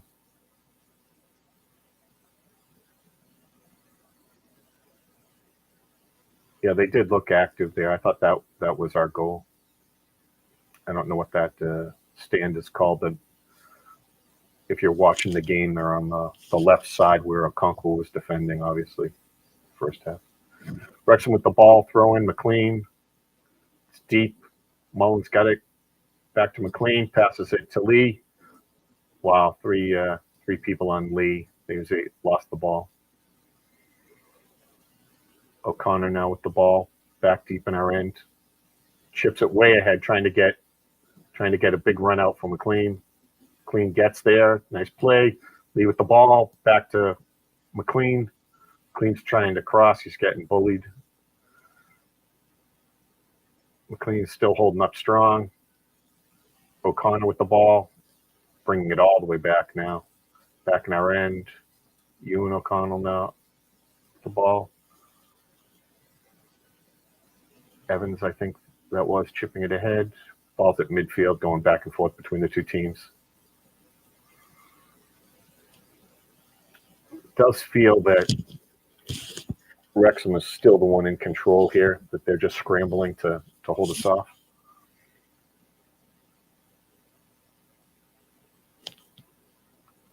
Well, yeah, a little too far from Mullen. They kick it out. Gonna have a throw in from deep side.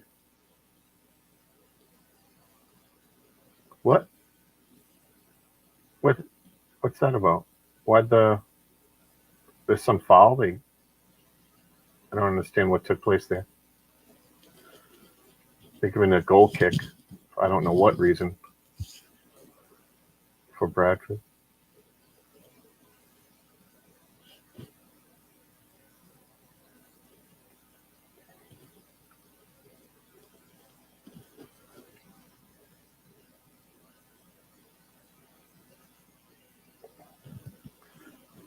I don't know if you guys can hear it on the call. It sounds like Mark Griffiths and the broadcasters are digging into a bag of chips. Audio is horrible at the moment.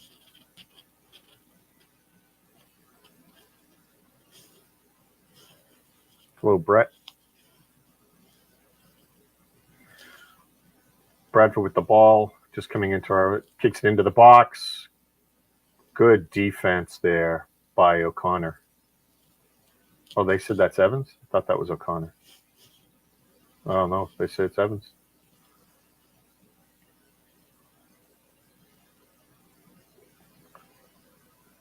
Oh, that is definitely Evans. Yeah, O'Connor was there as well, but great defense by Evans getting back.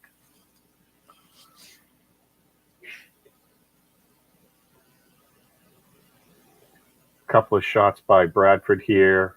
Could have called something there. Slide tackle by a Bradford player. Nice defense by McLean. Nice throw in. Boxed him out. Do you mean crisps? Yeah, exactly. Although, then if those are crisps, what are French fries then, right? Throw in for Wrexham. Right to Bradford. They've got the ball. Trying to give and go. We take it back. McLean with the ball. Oh, here we go. Slipped and fell on the wet grass, I think. Yeah. Bradford with the ball. They're pushing forward. Also Debbie with the ball out on the wing. Jones doing a good job defensively. He didn't get anywhere. That was Mr. Red Hood looks differently today. Yeah, you got the loud American. The friendly Canadian is taking a break at the moment. He was on the first part of the stream. He's dealing with his kids at the moment. Oh, cross in by Bradford. No chance of getting that ball to Cook, who didn't look like he really wanted any part of it. Looked like he was taking a nap there.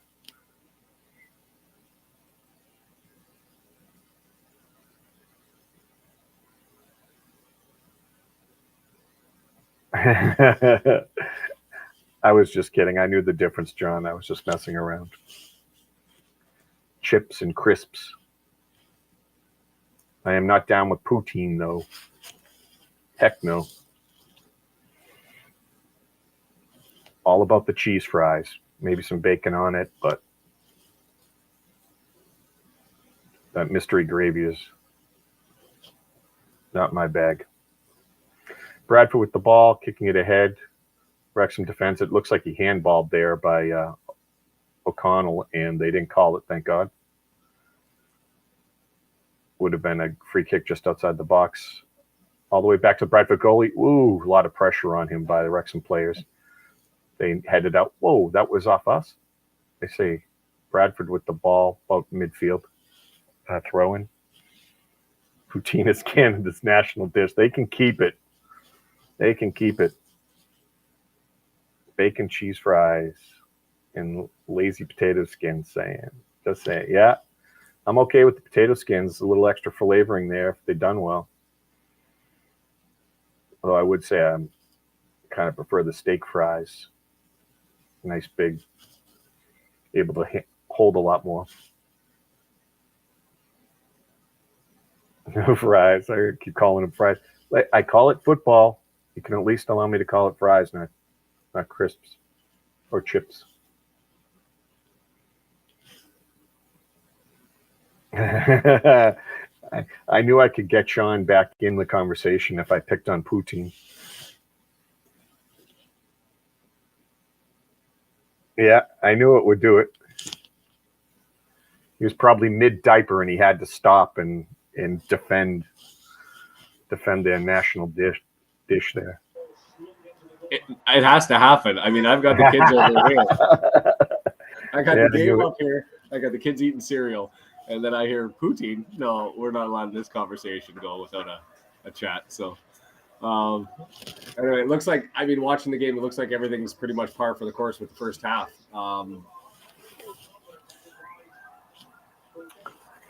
Yeah. That cross went in, man. There's lots of complaining from Bradford and their fans, and I'm either missing something or it's just part of the strategy of the hopeful yell. You don't know what they were complaining about there. Yeah. I'm hoping it'll be interesting with no super sub Fletcher coming off of the bench because he's already on. What Palmer can do when he comes on, and whether we end up with that. Davies can be that guy. Davis can be that super sub. Yeah, so I'm waiting to see what happens there and when the subs come in because a little bit more leg, a little bit more push. The possession's there, the control's there, the game is there. It's just we're just final third. I just want some more possession and some more threat, and they seem to be able to clear off their back line relatively well, which Mansfield Light is kind of what we expected. The low scoring, have to scrap one out, but it's time to get one now. So anyway, I'm signing off. I'll bait him back later, guys. You're muted again, Shaun. There he goes. He's off.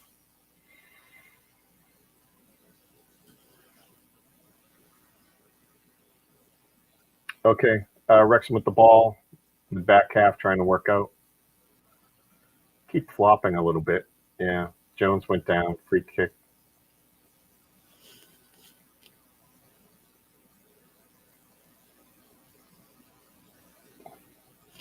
Really think we need a miracle to win here? That was a handball. Was that Fletcher?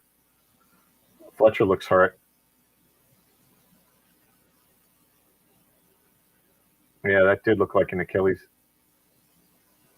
Oh, did he land on him? Yeah, Fletcher's hurt.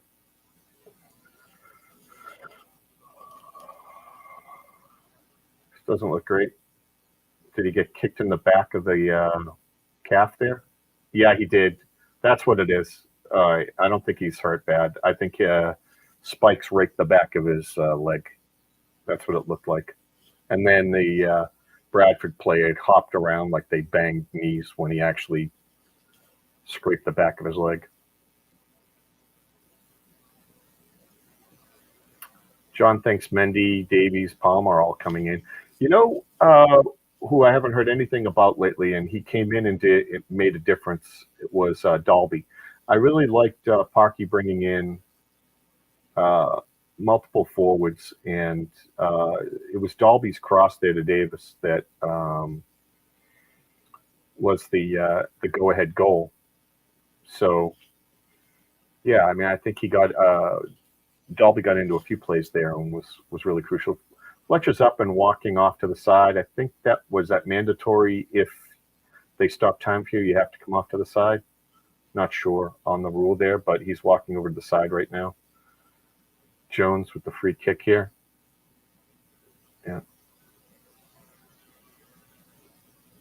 Yeah, we're player down. They didn't want to just kick it into the box. They're just playing it around. Yeah, kicking it.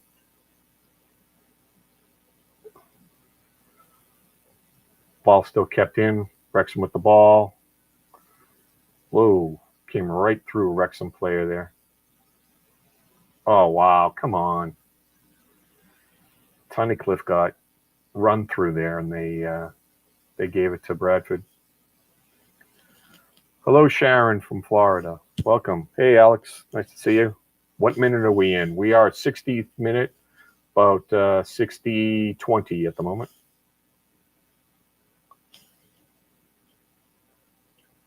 Ball's going back and forth at midfield. Bradford now has it coming over into Wrexham's half. Back and forth again. Both teams just keep losing possession to each other. Good pressure here. Bradford with the ball out on the wing. Here's a cross.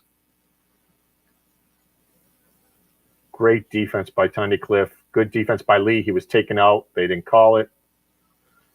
Cleared it away. Back to the Bradford goalie. They're going to work it out of their end. Sutton equalizes against Morecambe. That's good.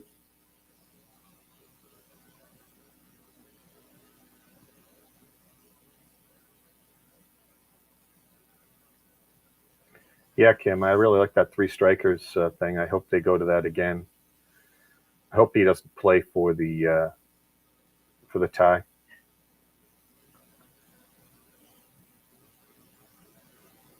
Stockport, Grimsby, 2-2. Woo! Go Grimsby.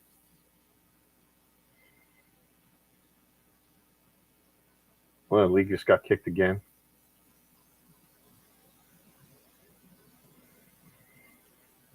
Bradford with the ball, midfield, bringing it ahead down the left side. Their left side. They chip it in the box. Nope. Goal kick. Win here would vault us in the second. Yeah.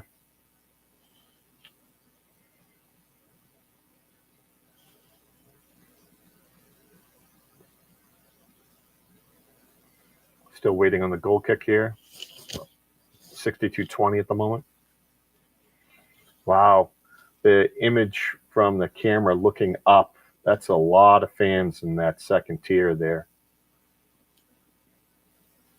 You can still hear Wrexham chanting, though.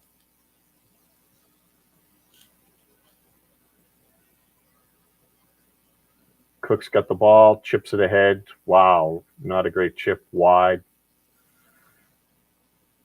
Holding up, here's the cross inside. Bradford spinning, looked like an off-foot kick and skied it into the stands. Never a threat at all. From, who's that, number 7 with the really bad Magnum PI mustache. Well, Palmer is taking off his warm-up right now. Oh, now he's taking his whole shirt off by accident. Switching to his shirt, so it looks like he'll be warming up to go in. I wonder if Fletcher is a little more hurt by that scrape than it first looked. He is back in the game. Just tried to head it there. Lee just tipped it. Wrexham with the ball out midfield, trying to work it around, looking for a spot. Ladies are happy. Yeah, I know. Palmer's over there showing off as usual.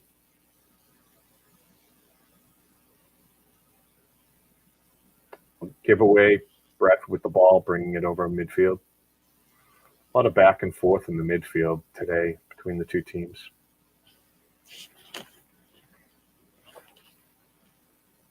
Notts Gillingham 1-1.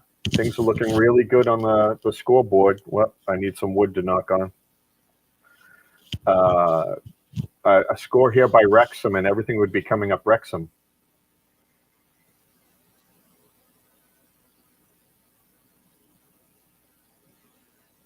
Bradford with the ball, just inside the box.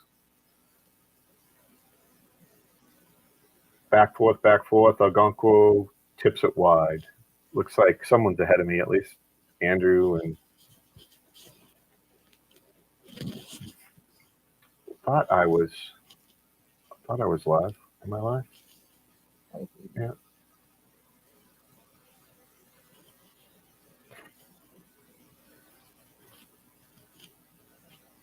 You're at the 65th minute. Yeah, I'm 65-10 at the moment.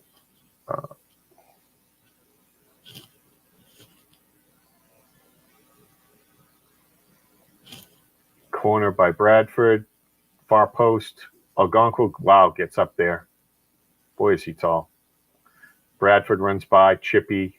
Elbows Algonquo. Just some little midget guy. Ollie about to come on. Yes, he is. They said he's still warming up, though. He doesn't look that ready.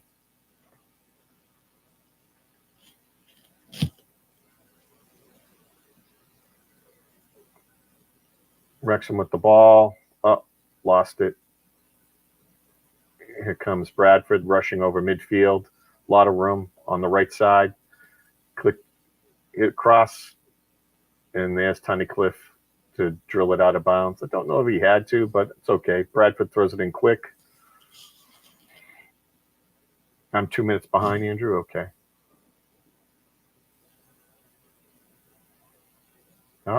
Yeah. Looks like Fletcher coming out, Palmer coming on. I think I might rather see Dalby here, but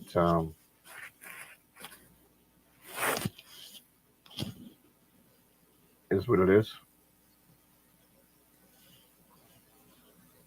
And he's sauntering off, really taking his time.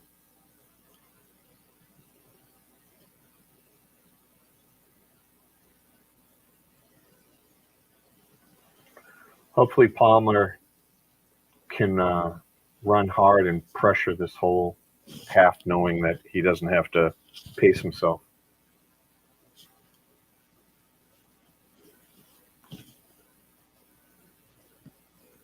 Nice, such a beat. Yes, Wrexham ball. Good pressure. McLean throwing guys around over there on this side. Throw in for O'Connor. Bradford volleys it back out of bounds. 2,600 Wrexham fans. Oh, it's 21,525. Thanks, John. That is a lot.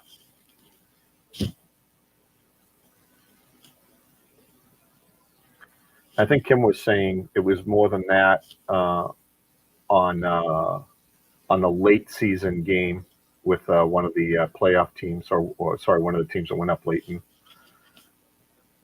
Barnett with the ball, crosses it. Yes!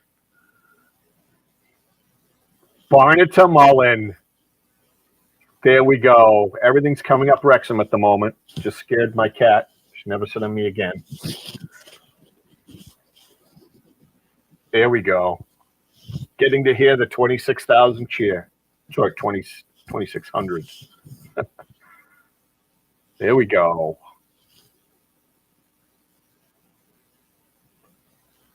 Great job. Yeah, Wrexham fans are going bananas. Jones over to Barnett. Barnett takes it in, crosses it. Beautiful cross. Header by Mullen. I think the goalie should have been able to get that. It was on his left hand, and he didn't do it. He didn't save it. He was diving right, and the ball hit him in the left hand. It wasn't like an outstretched hand. It was a good header, but it wasn't like ridiculously. Maybe it was fairly powerful.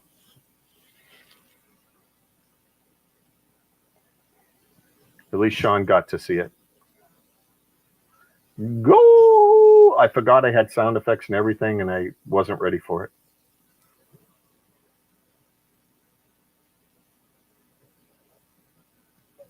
Bradford with the ball. Deep outside the box on the left side for them. Wrexham gets the ball out of bounds. What? Palmer tried to run downfield out of bounds to throw it in. They made him drag it all the way back. Yes, Kip, you have to stay.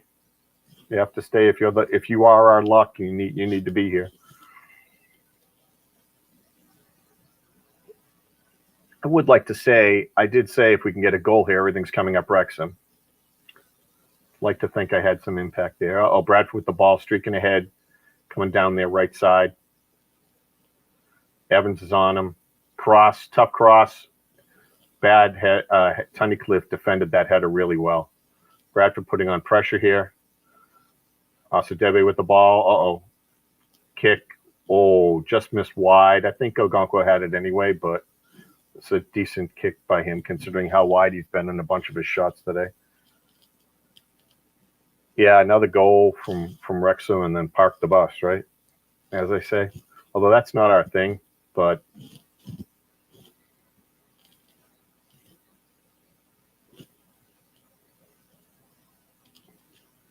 corner here coming for Bradford, 71st minute. Here it is. Sweeps it in. Somebody headed it. Not sure who. Ball went all the way across. A lot of pushing in there. Looks like Bradford's getting the corner again. Not sure who got a piece of that.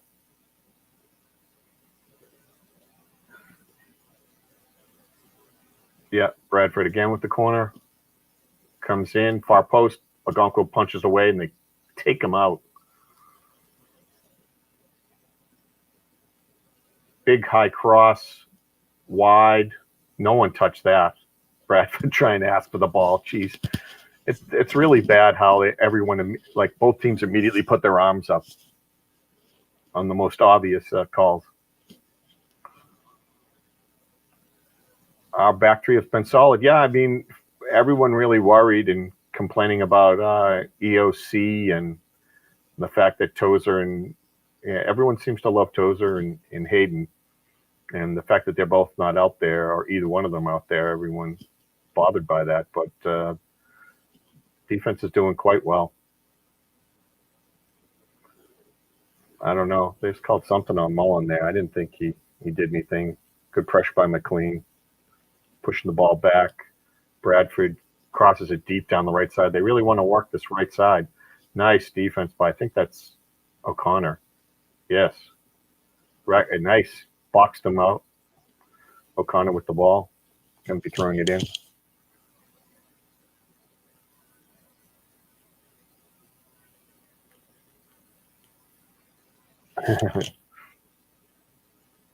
Oh, Carlos, welcome. Didn't see you there. Sorry, so focused on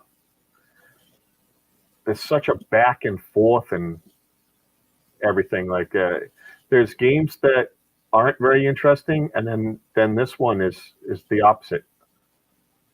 Well, that was so you hear like, oh no.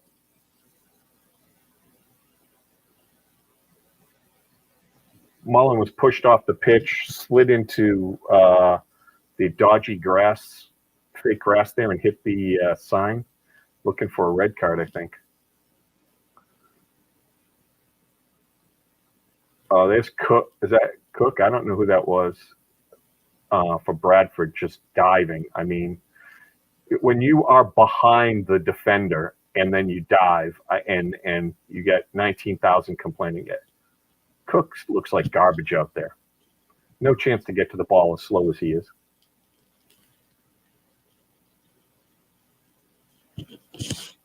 Mullen is still down. Is he back up yet?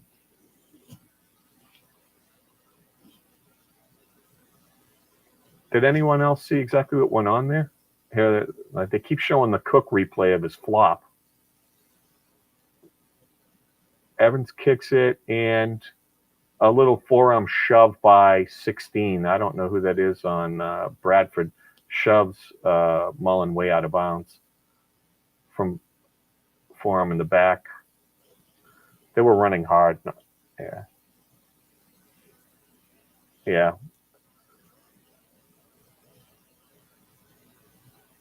I think Mullen was definitely in front of him. The guy was just like a little extra on it.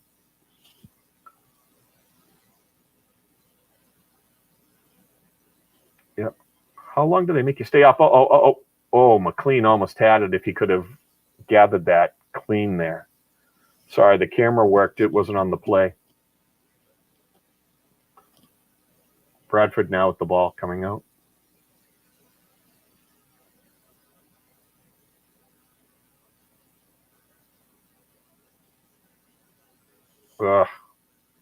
Stockport got another goal. Come on, WG. Bring us some more good news.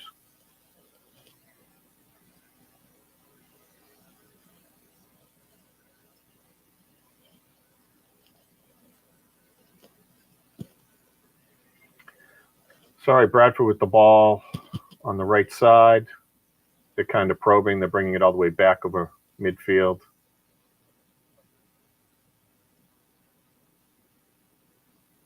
Also, Debe falls, turns the ball over. Deep ball to Palmer down the right side. Oh, he was pushed down. They got to call it. Nothing. They do not like Palmer. They do not like Mullen or Palmer. Bradford's coming. Palmer was spending too much time on the ground. Good challenge. That was no touch there on O'Connor. Bradford just keeps diving now. Great header by Cook, I think. Yeah.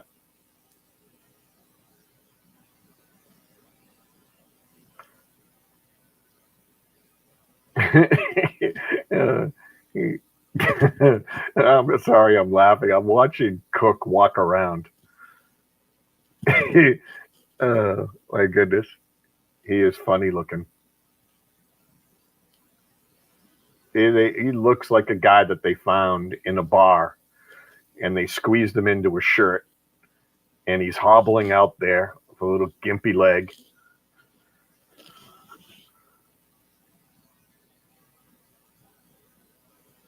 Crew just scored. Jeez, more bad news, guys. Come on.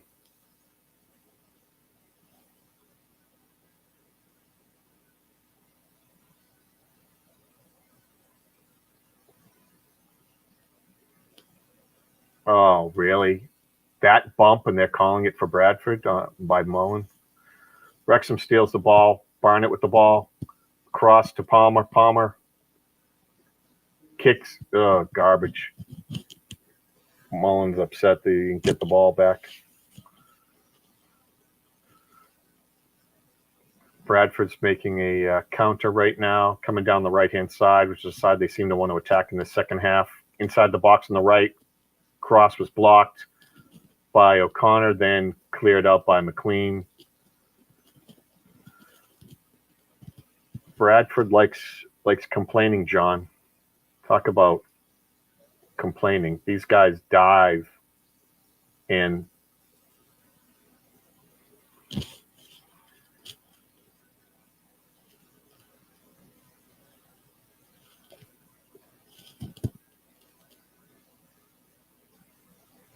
yeah, this is awful. Throw in by Bradford, headed away by Palmer, I think.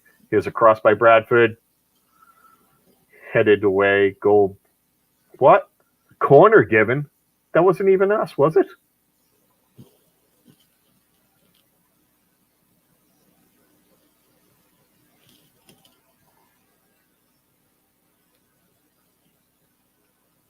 Corner here for Bradford.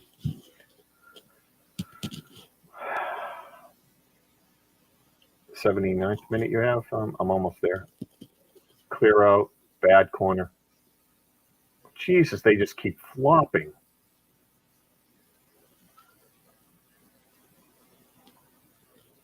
Yeah. Cook doesn't have a chance there at getting the ball. He knows exactly what he's doing. He runs right into Okonkwo when Okonkwo goes up. He's been doing it though. Like he purposely jumps into him to hit him. He actually lines him up. He's looking more to Okonkwo before his jump than he is the ball. Yeah, knees him in the groin.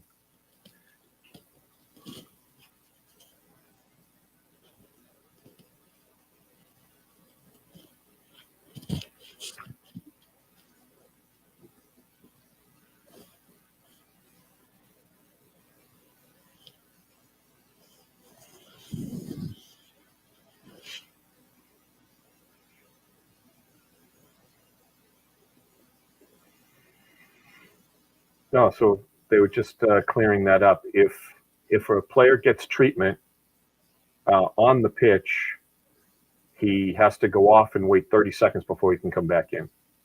Mullen was off the pitch, so that wasn't really in play. He could have come right back in, but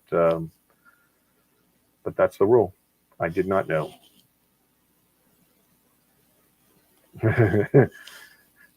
Kim, stay away from those cancer rods there. No cigarettes. Turnover, Bradford with the ball in the box. Great defense again by Evans. And O'Connell was there as well. Very good D.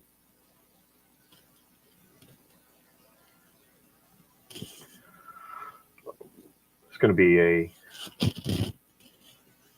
corner here by Bradford.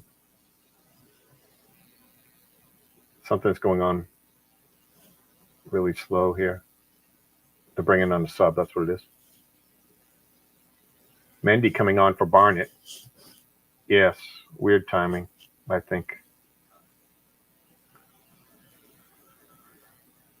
Sorry for the cough.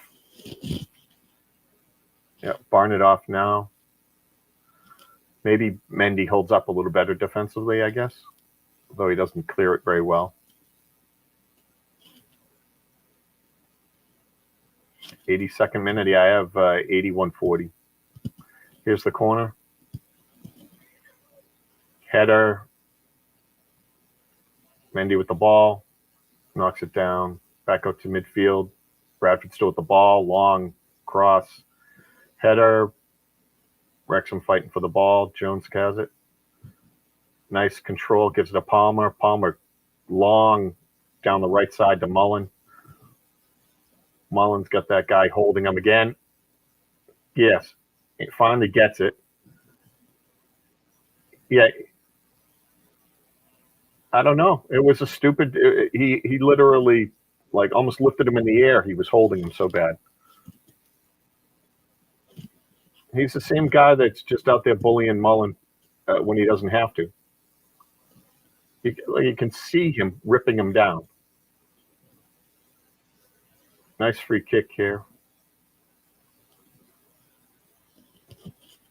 McLean.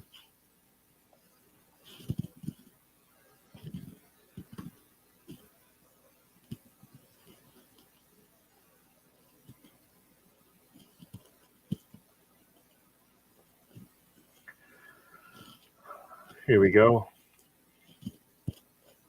Clean with the ball.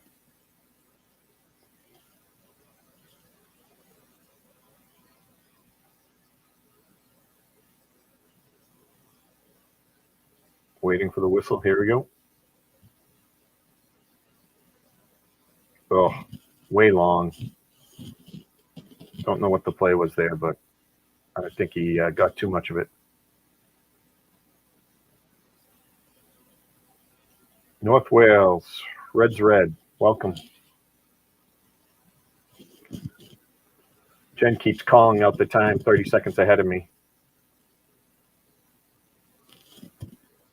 Subs by Bradford here. Looks like they got two coming on, two players. Osadibe going off. He's been garbage all game anyway.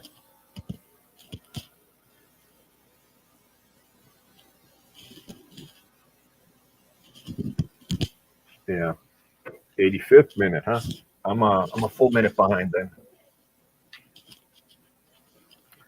Hello, Glendale. I've definitely been there. Mendy with the ball. Nope. Gave it back to Bradford in the box. Top of the box. Goal.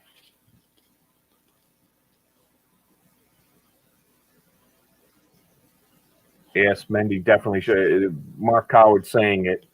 Mendy should have had that, kicked it away. I don't know what the heck he did. He was right on his foot, then he just dropped to the ground.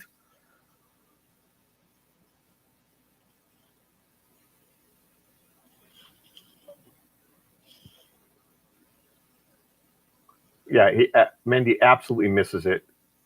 And then he gets just bullied by a little tiny guy. And then Bradford somehow gets it, drills it with four guys on him. That was just terrible. Yeah, when's Ford back? I didn't want Mendy on. I mean, Barnett could have easily got knocked over, pushed down there just as well as Mendy was, but Mendy should have been able to clear it. There's no reason.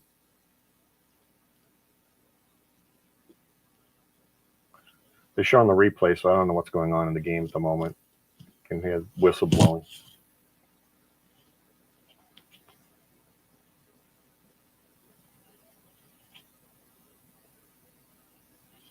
Yeah, 85th, 80, probably 86th minute now, right? Somehow get a score here. They probably brought Mendy on for his defense, which, like I said, maybe slightly better than Barnett, but ended up hurting us. Evan knocks it ahead. Palmer with the ball. Handball. They don't call. Really bad.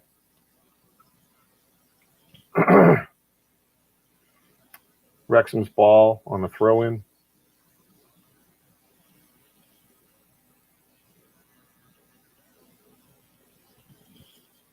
Mullen with the ball. Wins the corner. 15 trying to bully him again. Didn't do any good.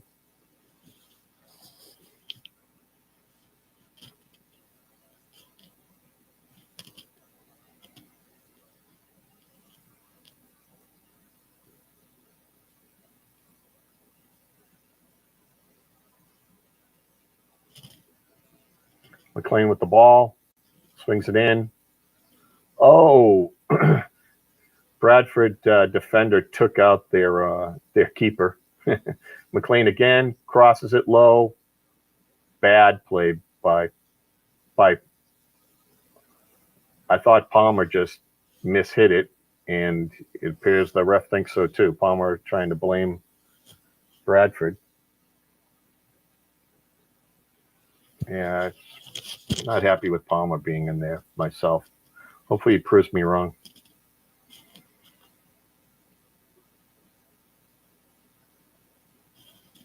Ball's back and forth at midfield. Mendy heads it too far ahead. Looks like we're largely set up defensively here. We're not really pushing forward at all. Yeah. Ball's down the deep left side for Bradford. They try to cross. Oh, nice. Akonku's catch the ball. What are they calling, a corner? What are they calling?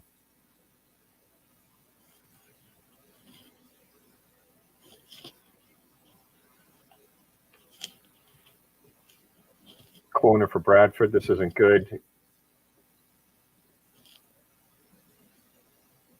Score is 1-1. Oh, I should have put it score's right on the screen, right? 1-1.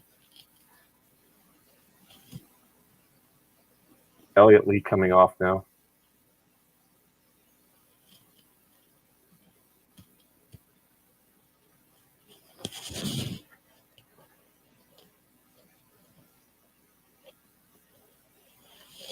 Davis, yeah, would have liked him sooner as opposed to Palmer would have been nice.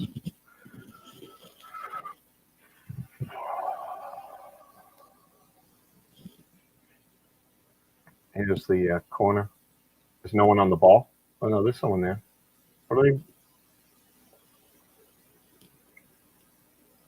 are they pointing at? Oh, Toes is talking about something. Toes is pointing at the ball. All the way down, right next to the guy kicking the corner. Toes is yelling and complaining.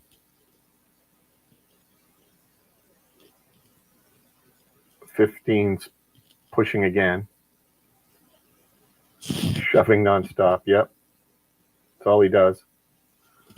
Header away. Mendy with the ball. Come on, Mendy. Oh, Bradford steals it back. Chips it in. Good header by James Jones there. Bradford still with the ball. Deep cross.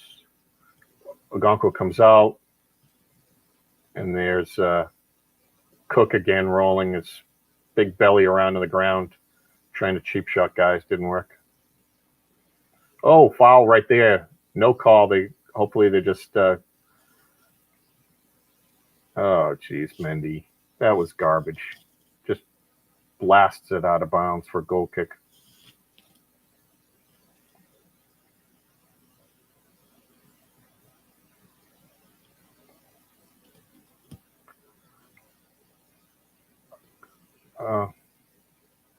Beer Belly wants to fight with McLean. I think you're going to lose that one, Cook.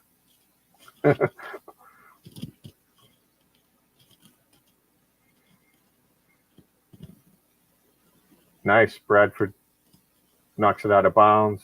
We throw it back in. Wrexham with the ball, midfield. They haven't put the time up. What'd you say, 8 minutes added? They stopped the clock, so I can't see. Oh, there we go. We're a minute in already. Oh, just bad touch. Somehow he gets through it. Yeah.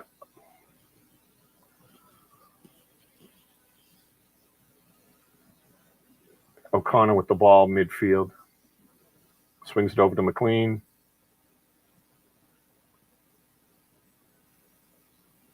Yeah. O'Connor. Evans. O'Connor. Back to Evans. Kicks it ahead. There goes McLean. Yeah. Come on. Let's see a cross. Blocked. Out. We don't have Tozer to throw it in. Who we got? Probably Evans will come up and throw it in. I'm 5 minutes behind? What? I'm like 5 minutes behind.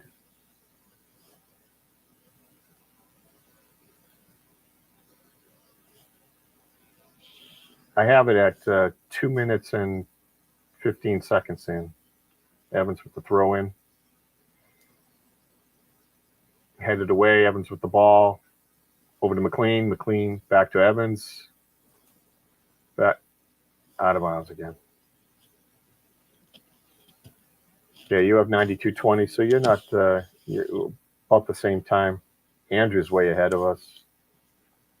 Evans trying to throw it in, sitting with the fans at the moment. But how can you not with how close the stadium is?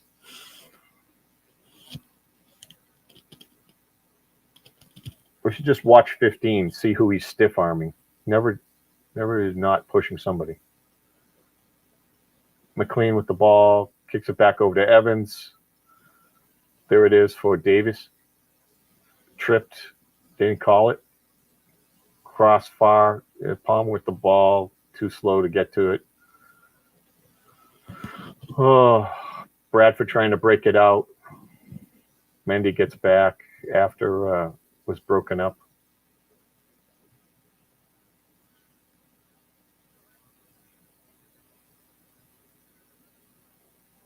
Here's Mullen, throws it in to Jones, gets knocked down. We give the ball away. Nice. Wrexham steals it back. Bradford with the ball. Well, let's go to O'Connell. Big dive by Bradford, yeah. Yeah, it's Beer Belly. Limping around out there. Boy, he's garbage.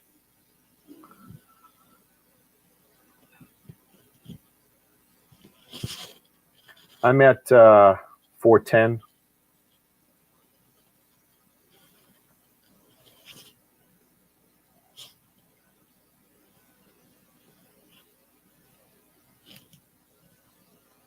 I think Andrew will be spoiling this any minute, telling us deep kick, awful. Handled awfully. I don't know what Okonkwo was doing. I mean, it's right there. He can just run up and catch it, and the Wrexham players had to deal with a really deep ball and trying to clear it well wide. We got lucky, ping-ponged around.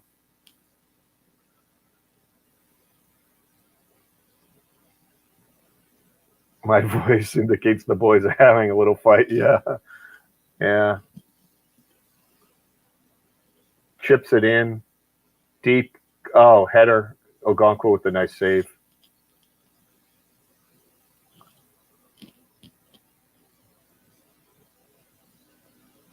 Yeah. That was Cook with a bad header. That's Davis with the ball. Chips it ahead. Way over to on the right to Mendy, who just misses the ball. Mendy, come on.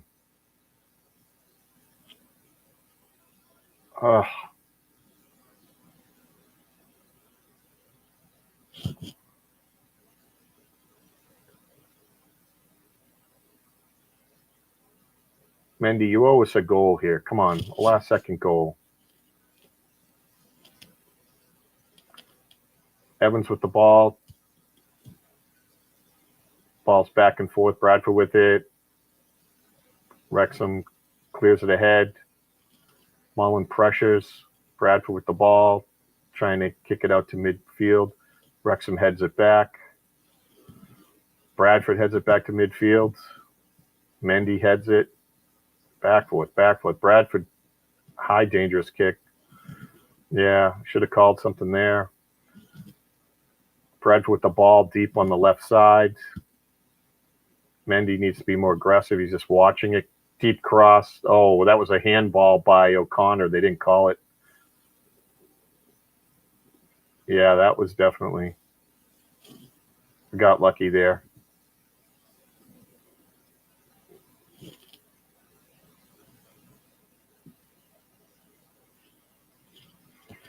Yep. About a minute to play here. Oh, yeah. That definitely hit his hand.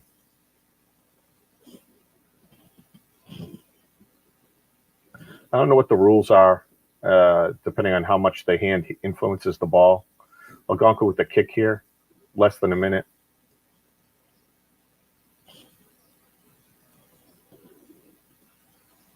Algonquin deep kick. Palmer fighting it off. Bradford gets it. Wins it back by Davis. Nice fight.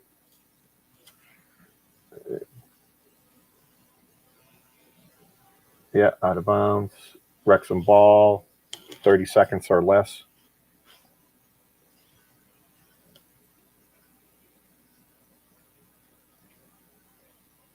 Throw in by O'Connor. Bradford heads it back into Wrexham. Headed back again. Back forth. Nothing going on here. Bradford making a run out on the far left here. Mendy defending. Another guy in. Cross.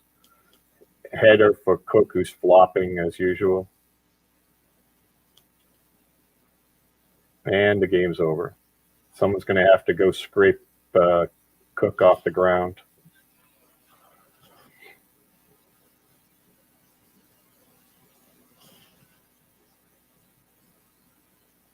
Cook looks washed.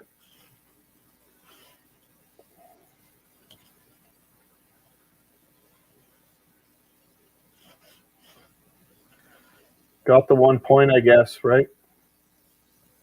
Away. Just seems like what it could have been, you know? Frustrating there.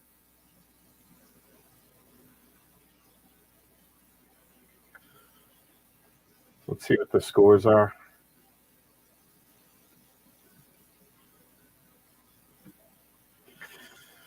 All right. Crew's gone on for a win, 4-2, which is not great. Harrogate beat Colchester. Notts in extra time is up 2-1 over Gillingham. Swindon, Salford are tied in extra time. Of course, we tied. Stockport's up 3-2 over Grimsby. Leighton, extra time. Morecambe 3-2.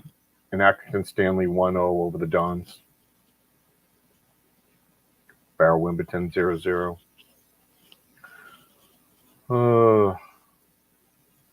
Yeah, at the moment they have us. It says 4. That's kind of weird. It says first, third, and then fourth on my table. I wonder what's going on with the scoring there. No, they just bounced us down. Yeah, they moved Crew up. It's just refreshing. Fourth in the table, 5 points behind Stockport.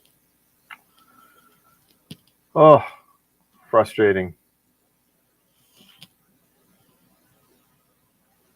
Disappointed, but not broken. Yep. No problem, O. I'm no Shaun, but would have liked to have wished us to a win here. Was unable.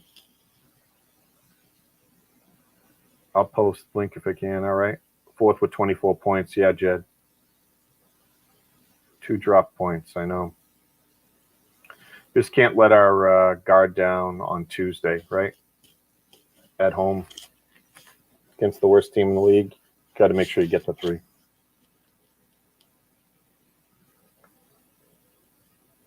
Late goal by Swindon.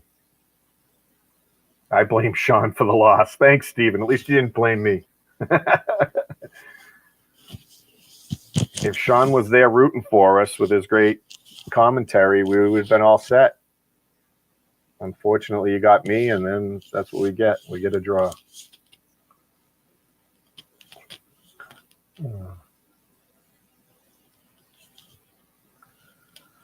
All right.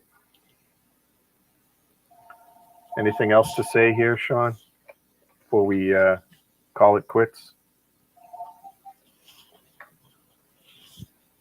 I can see your second camera there. Want me to turn you on? Try to get you going here? No. There you go. Oh, I had you for a second. We keep playing a game. I turned it on, you turned it off. There you go.